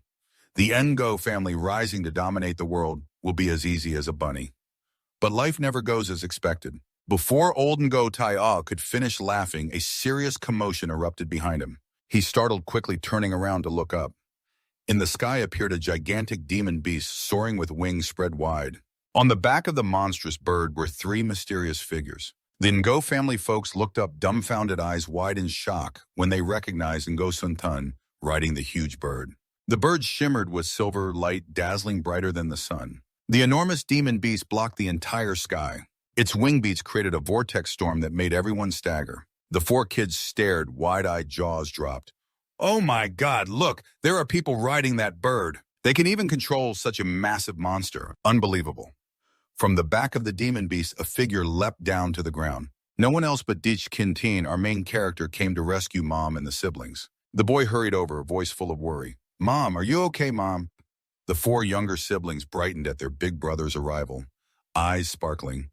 Big brother is here. Amazing, the sun has risen." The kids rushed to surround Big Brother like fledglings out of the cage. Each one shouted, "Big Brother's here." What a relief. Finally, Big Brother is here. Dich Kintin also frantically helped, his mom voice choked. "Mom, your unfilial son is late and made you suffer." Mrs. Ngoto, though aching, was still worried. "Mom's fine. You quickly lead your siblings to run away. Don't stay here, it's too dangerous." The four little ones still clung to Big Brother. The whole family of six reunited in a life-and-death moment. It was tear-jerking to see. Old Ngo Tai's face remained arrogant, as usual, disdainful. "So it's that useless first-grade martial bloodline brat of the Deech family, huh? Who do you think you are trying to take people away from here?" Seeing his mother gravely injured, Dich Kintin's heart felt like 1,000 knives stabbing it. Pain like being cut, teeth clenched with anger. Tears of rage spilled out. His heart burned with hatred like a blazing fire. A dark, cold, murderous aura blazed fiercely from his eyes. At this moment, he just wanted to level the Ngo family to the ground. Even if heaven itself stood in his way, he would risk everything to destroy them all. Gritting his teeth with an icy voice, Dich Kintin said, "Kneel down and apologize to my mom right now." Old Ngo Tai still had a bossy attitude. "You useless first-grade martial bloodline brat. You dare tell your grandpa to kneel. Are you tired of living punk?" Dich Kintin's eyes suddenly flashed with an abnormal pupil change. At this moment, he no longer respected anyone. Even his grandpa was pushed aside. He unleashed the Badong Tu technique, activating the divine spirit phantom technique. Coldly spouting one word, "Kneel, old Ngo Tai." I didn't have time to react as both legs buckled like a puppet, suddenly dropping to the ground. The kneel was so hard the ground cracked wide open. His kneecaps shattered to pieces. He gasped painfully, "Aha, it hurts." Dich Kintin continued to command with no emotion, forcing old Ngo Tai's head down like he was bewitched. No resistance at all. He slammed his head hard onto the ground. A cracking sound resounded clearly for everyone to hear. He could only cry out in pain, unable to fight back. He could only cry out in pain, but could not resist. In his heart, he was utterly confused. What on earth is happening? Impossible. I am a 9th grade battle king with unbeatable strength, yet now I can't even stand up. Both knees feel like they're crushed under a mountain, unable to move. All he could do was helplessly kneel, like this. Old Ngo Tai bowed his head to the ground repeatedly toward Dich Kintin and Mrs. Ngo Toto, as if performing a ritual to avert misfortune. The Ngo family subordinates, seeing this scene, were utterly shocked, with mouths agape and eyes wide. What's going on here? Why is our family head kneeling and kowtowing like that? What's happening? Could that brat be using some dark magic? No way, he's just a first-grade martial cripple. Don't even say he's using secret arts. He probably doesn't even know basic combat skills. Dich Kintin didn't even bother with the Ngo family's pale-faced crowd surrounding him. He just stood there with his arms crossed, silent. He coldly ordered, "Once keep kowtowing for me, Ngo Tai." At this, the old man had no choice but to silently obey precisely. Struggling was useless. Turning purple with rage, he yelled out like a swarm of vermin. "Are you all just standing there watching a chicken strip naked? Does Ngo family raise a bunch of useless people just for show?" The Ngo family martial artists finally snapped back to their senses. Hastily drawing their weapons, they charged forward, ready to spill blood with Dich Kintin. But his childish tricks were truly amateurish. Good at fighting one-on-one, but solo against a group, get lost. But Dich Kintin could take on 100 million tough guys. Standing still, letting them hit and beat him all day might not even break him. Plus, he has heavy hitters to play clean without even getting his hands dirty. That's the tough guy, Trung Dao Lung. Any brat daring to touch his big brother. Want to mess with the man of my dreams? You'll have to go through me first. Trung Dao Lung stormed forward immediately, unleashing the inherited fierce yang energy technique, transforming into a giant fiery hand that blew away the Ngo family martial artists like leaves. Afterwards, he even taunted the younger brothers, truly childish showing off at such a young age. Living life all hot-headed like ice cream, huh? Ngo family. Seeing this move, the three elites immediately recognize it as the fierce yang energy technique. If he's using this move, he must be a Long Ho martial sect elder renowned across the world. Wait, didn't that old man just call Dichkintin the big brother elder of Long Ho martial sect? A top figure in the cultivation world, calling a first-grade martial cripple big brother. While the Ngo family members were still panicking like a disturbed beehive, a dark shadow appeared in the sky above Ngosun City, exuding an overwhelmingly cool aura. He had been watching the entire drama from the start. This shadow was shrouded in overwhelming dark energy containing unpredictable dark power. Only then did he smirk, showing off bright white teeth. Definitely a hardcore fan of PS toothpaste. The fragrance came right to his door. This fan base, I'll take them all. Saying that, Hak Baoyun flew straight out to Ngosun City Gate. Outside, tens of thousands of Imperial royal troops were lined up like dragons and snakes waiting for orders. Hak Baoyun gestured for the Empire's warriors. Time to get to work. The soldiers on the ground advanced en masse like a disturbed beehive shouting slogans, "Obey the Emperor's orders. Surround and wipe out Ngo family, kill, kill, kill." The sturdy city gate suddenly shattered by an invisible force causing a thunderous explosion. A troop of elite soldiers armed to the teeth stormed in fiercely. Dichkintin stared wide-eyed at the Imperial troops, mouth agape. Oh my God, where did these divine, invincible beings suddenly come from? So unlucky, it's like forgetting red after black. But the Ngo family members shifted from horror to joy, as if finding gold. Look, the royal guards have come to reinforce us. The royal family doesn't abandon the Ngo family. Those fans better crawl underground. But life is never a dream. The Imperial army entered silently and brutally slaughtered the Ngo family mercilessly. The excited young men who went out to greet the troops were immediately cut down with a single fatal blow. Those standing behind looked dumbfounded. What's going on here? An Imperial officer bellowed all troops orders to kill them all today. No Ngo family scum left alive. At this moment, desperate cries for help echoed everywhere from the Ngo family members. Wrong person, wrong target. We're all from the same family. Ngo Taya, still kneeling low on the ground, raised his head and shouted loudly, Tran Twin, are you crazy? Why attack the Ngo family? Aren't we allies with an engagement between Totu and the Emperor? That black robe man is exactly Tran Tien, whom Ngo Taya just mentioned. He hovered coldly in the air and replied, Master Ngo, it's a waste that you are the head of one of the four great families. Yet you still haven't woken up by now. Actually, your Ngo family is just a pawn sacrificed by our royal clan. You Ngo family have no place sitting at the same table with the royal clan. Ngo Taya knelt on the ground, stunned and unable to believe what he heard. So the alliance and everything were all lies. Tran Twin continued coldly. Now the royal clan's goal has been achieved. It's time for the pawns like you Ngo to lose their value and disappear. After finishing, he condensed spiritual power in his palm, forming a sharp spiritual spear that shot down at an incredible speed. With one heart-piercing strike, Ngo Taya dropped dead on the spot, gone before he could even react. A ninth-rank war king yet fell with one move without any chance to resist. What bad luck. Dichkintin immediately felt the familiar source of spiritual power upon seeing that move. The aura on Tran Twin was the same. It felt like he had encountered it somewhere before.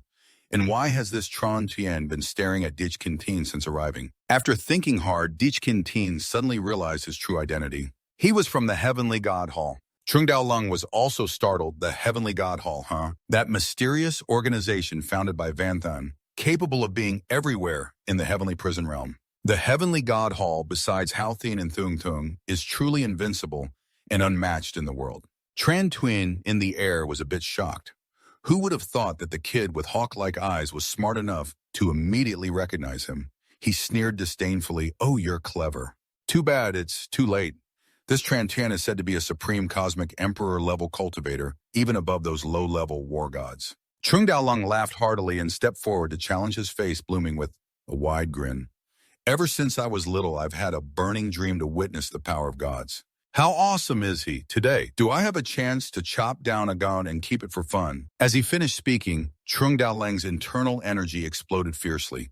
His blazing yang energy activated golden spiritual energy swirling like a tornado enveloping his whole body so dense anyone nearby risked being blown away. His blazing yang energy reached the second level perfect stage, then propelled him like a rocket straight toward Trontian, hovering in the air. Upon arrival, black-robed Trung Dao Lang transformed into a broken version of Naruto, using the clone technique to summon 5 other versions of himself to form a formation surrounding Trontuyen. Each clone used a different move determined to give Black Robe a beating, the encirclement sealed tight with no way out.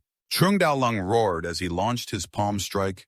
This is my palm. But the levels were worlds apart. Black Robe Man easily grabbed Trung Dao Lang's head like a brat who doesn't know his place. I am a god.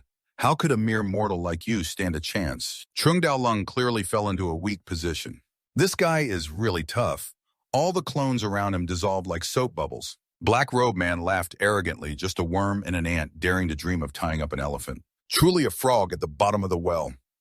Trung Dao Lang's face turned pale, terrified, as if he had seen a ghost. Because beneath that black robe, there was no body at all. How did your body end up like this? Black Robe Man laughed gleefully with anger. This is the indestructible divine body immune to attacks from mortals. You mortals are no different than an itch to me. Mortals trying to injure a god. Keep dreaming. You should feel honored to have witnessed my noble divine body here in this lousy heavenly prison realm. The invincible divine body unbeatable under heaven. Black Robe Man swung his hand down and slammed Trung Dao Lang into the blackened ground. This strike was so powerful that the ground cracked open, forming a deep pit. He growled, "Now crawl out and witness the divine power of my sacred force." Black Robe Man formed hand seals. A deafening explosion shook heaven and earth. The sky seemed to be torn apart. A giant sword slowly appeared. A fierce momentum enveloped the entire space. Gosenthan was plunged into deep darkness, as if swallowed by a starving ghost. A huge jet-black sword slowly descended from the sky. A terrifying aura radiated, pressing down on the people below, suffocating them. The No family members witnessing this horrific scene screamed, "Oh my God, this is divine magic." One person was so scared he lost his soul, trembling as if he'd been shredded. This time there was no way out. Black Robe Man revealed a demonic skull face. An evil aura billowed around him like it came from hell. Atai chuckled with delight. "Die, you filthy pests!" A sword strike came down. The earth and sky trembled. The sky dyed a dark, deadly black. This earth-shaking move was definitely impossible for mere mortals below to block. At the critical moment, Dichkin Tian drew a battered sword. His hand was smoking fiercely. The sword burst into blazing flames, burning the surrounding space. He asked the system determinedly, "Can I use this soul-cutting sword?" Dichkin Tian gripped the blazing soul-cutting sword tightly, radiating overwhelming momentum. The beautiful system appeared its tone somewhat worried. The power of the soul-cutting sword is too overwhelming. This tiny Tianla realm definitely can't withstand it. Use it quickly. If you overdo it, the entire continent will be destroyed. Dichkin Tian replied tersely, "It's just some small fry. Killing it should only take one sword. Why worry about using it long?" Black Robe Man's sneered eyes, full of contempt, aimed at Dichkin Tian. "You intend to use that broken-handled sword against my divine magic? Trash, like you can't even chop firewood. Even if you have a divine weapon, it's useless." Dichkin Tian didn't bother responding. Silent as a stone, he lightly dragged the sword along the ground, then swung it, unleashing an earth-shattering strike. It formed a fiery, crescent-shaped blade, cutting through the wind, flying straight up into the sky. Using a divine-grade weapon against Qin was still slightly beyond his current strength. He still couldn't fully unleash its true power. Dichkin gave his all, roaring like thunder.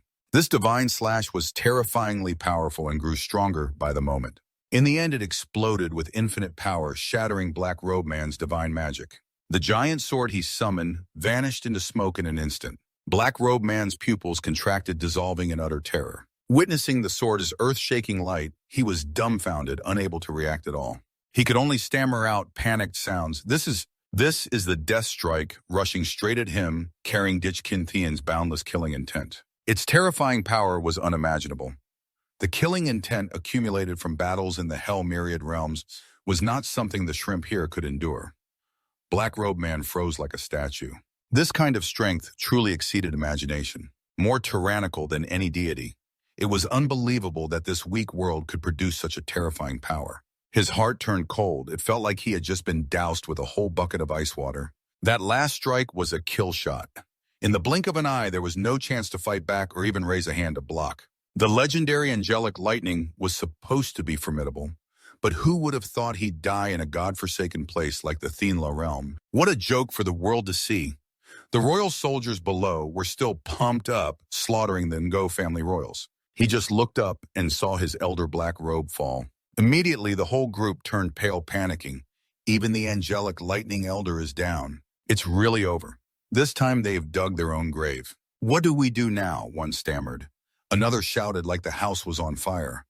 Why are you just standing there dumbfounded? Run for it.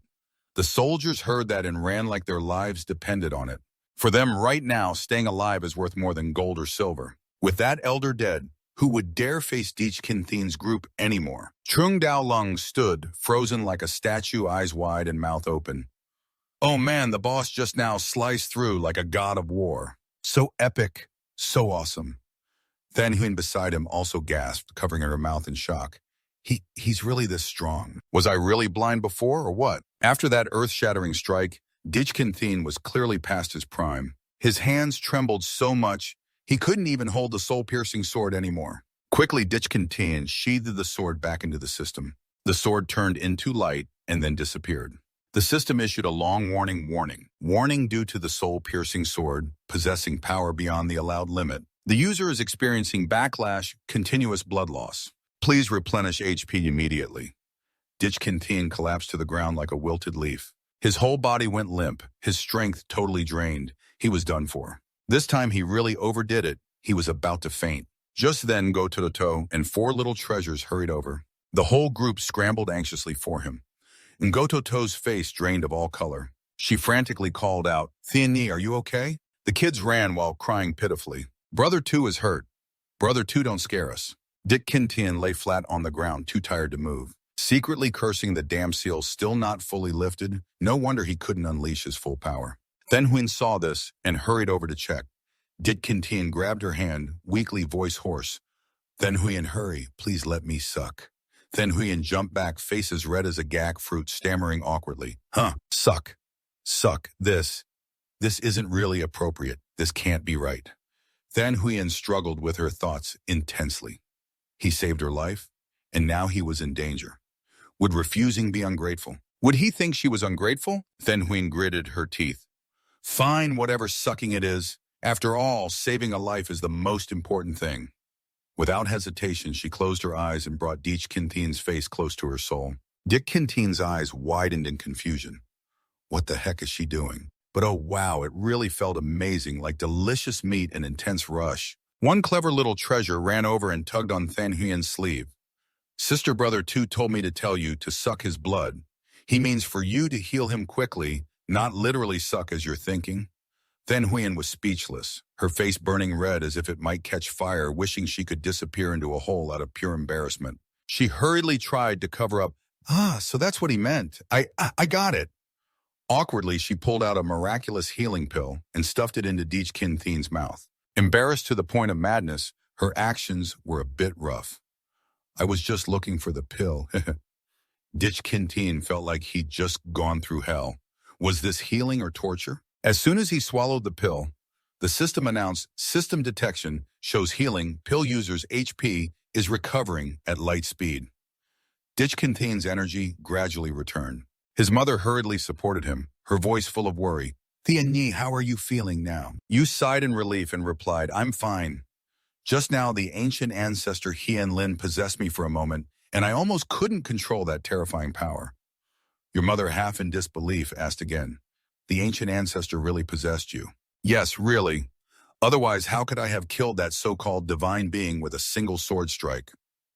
Trung Daolung now also seriously asked the eldest brother. "Some low-level royal scum escaped just now. Should we send our men to chase them down and wipe them out?" Dichkinthin waved his hand. "No need. Even if they run as far as the sky, they won't escape my grasp. Just leave their corpses be." The royal soldiers, scared out of their wits, ran like mad, fleeing Ngosen City, terrified beyond belief, not daring to look back. The commander, panting, said, Quickly return to the capital to report to His Majesty. The Deech family members can kill gods. Their strength is truly deep and unpredictable. The intelligence reports claiming they were weakened were total lies. Just as their souls were about to leave their bodies running away suddenly, they were blocked. Gusts of wind rose in waves so strong they couldn't move. Looking up, they saw the golden vulture eagle hovering above its whole body, radiating dazzling light, blocking the city gate. Its sharp, hawk-like eyes looked down at the mortals, terrifying the royal soldiers so much their hearts nearly exploded, their limbs trembling and unable to lift. The golden vulture eagle opened its beak, releasing a powerful spiritual force with the might of a cannon blast. The soldiers hit by the attack could only cry out to heaven and earth for mercy, but the entire royal army was swept away by the golden vulture eagle, leaving not a single survivor. Inside the splendid imperial throne hall, Emperor Dongfeng Hung sat majestically on the dragon throne when terrible news struck like lightning. Your Majesty, all the elite troops we sent to the Ngo family have been wiped out. Not one returned. Even the elite assassins who sneaked into the Deech mansion were all trapped and eliminated. Upon hearing this, Dongfeng Hung's blood boiled, his face purple with rage. He slammed his hand hard on the armrest of the dragon throne, causing a thunderous sound, his face as dark as a pot bottom, grinding his teeth and cursing. How many strong warriors does that useless Deech family even have? They're all old and young, fighting in the Van Gogh battlefield, yet they can't even solve this. Do they think they can sit on my head and act recklessly? Even Deech Cook Fong, who is still alive, wouldn't dare be so insolent, yet now his worthless son dares to climb atop the family patriarch. A trembling minister reported, "Calm down, Your Majesty. The Deech family isn't ordinary. Hidden within are many formidable secret forces." The minister had heard that beside Deech Kinthin stood Trung Dao Lang, the grand elder of the Long Ho martial sect, guarding him day and night. Dongfeng Hung frowned and asked, "You say this is the legendary Trung Dao Lang, the #1 under heaven?" "Yes, that's him. Also, Then Huyen of the Duam sect sticks to Deech Kinthin like glue." Dongfeng Hung's expression grew uglier. His fists clenched so tightly blue veins bulged across his hands. If the Deech family is connected with the Long Ho martial sect and Duam sect, then it's truly a fire ant nest. Touch it and you get burned. This time I really slipped. Just then a figure leisurely entered the throne hall. Hands clasped behind his back, speaking casually, "Your Majesty, it seems the Long Ho martial sect has caused trouble for you again." Dongfeng Hung was shocked and fearful. Chu Daomin. Master Chu was worried.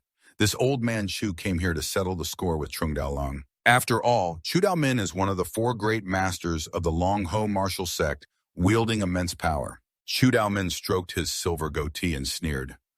"Trung Dao Lang is just one of my worthless disciples. The so-called #1 under heaven. He even recognizes a first-grade cripple as his big brother. What a disgrace to the Long Ho martial sect. Someone as incompetent and useless as him has no right to inherit the sect leadership. I have come personally to the capital to clean out those parasites for you." In the southern region in Nam Thien City, Dao Dao was restless, her heart burning like fire. She didn't know how the young master was doing. He'd been gone so long that no sign, and she wasn't sure if the madam and the 4 little treasures were safe either. These days, she felt like a lost soul, anxiously awaiting news every day.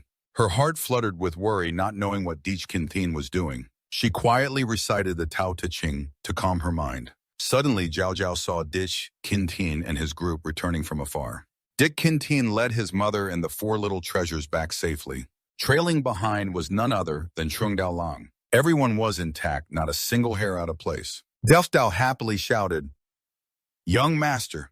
She ran over quickly and hugged Deech Kinthin tightly. Her voice choked with emotion. "Young master, you've finally come home." Deech Kinthin smiled brightly. "Dao, why are you so tense? Do you think we're going to steal chickens or what?" Seeing Dao Dao grow thinner, Deech Kinthin felt a bit distressed. She's thinner now, but surprisingly even more beautiful. Haha. Dao Dao's eyes sparkled as she looked at Deech Kinthin, happiness flooding her heart. Nothing made her happier than this moment. Zhao Zhao shyly said, "It's good to see the young master return safely." Zhao Zhao is so happy she's about to cry.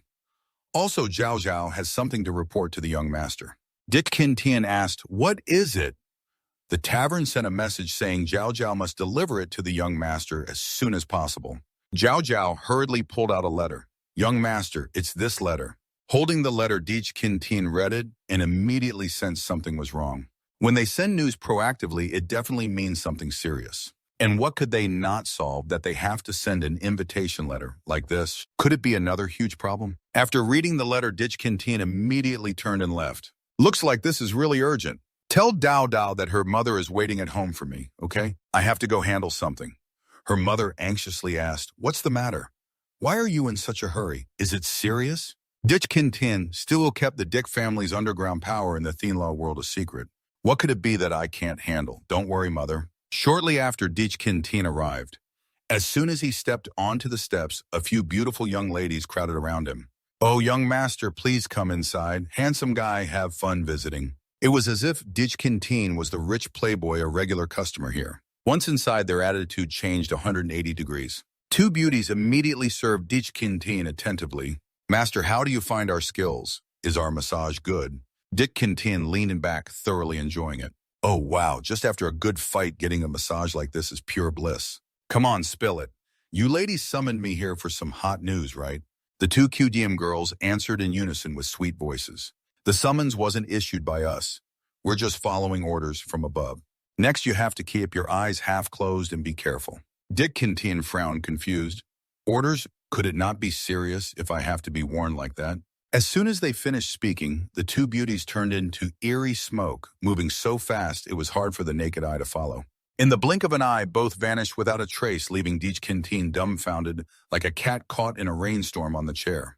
The young master, dignified and respectable, dragged out here just to be made a monkey's plaything. Just then a shadow flashed by like lightning at a terrifying speed. An incredibly powerful kick flew straight towards Deech Kintin's room. Deech Kintin sprang up like a spring, his gaze sharp as a blade. Who dares barge in here? Looks like this isn't ordinary. They're radiating a fierce aura aimed directly at me. Could it be the Deech family's Assassins Guild? Or the royal family's idle troublemaker sent to assassinate me? Or maybe some big clans jealous and want me eliminated? A delicate figure gradually appeared, clad in mysterious, dark purple clothes, face covered by a hood. No matter how you look at it, she's a professional assassin. She swung a dagger, the cold blade gleaming under the light, stabbing straight at Deech Kintin. It was quick as a flash, impossible for a normal person to dodge, especially Deech Kintin, who's notorious as a first-class martial failure. The death blade seemed about to plunge into his heart, yet Deech Kintin stood still like a statue, calm as ever. No sign of dodging or defense at all. Instantly, his long, jade-like fingers gently moved smoothly, catching the incoming blade and gripping it tight like a vice.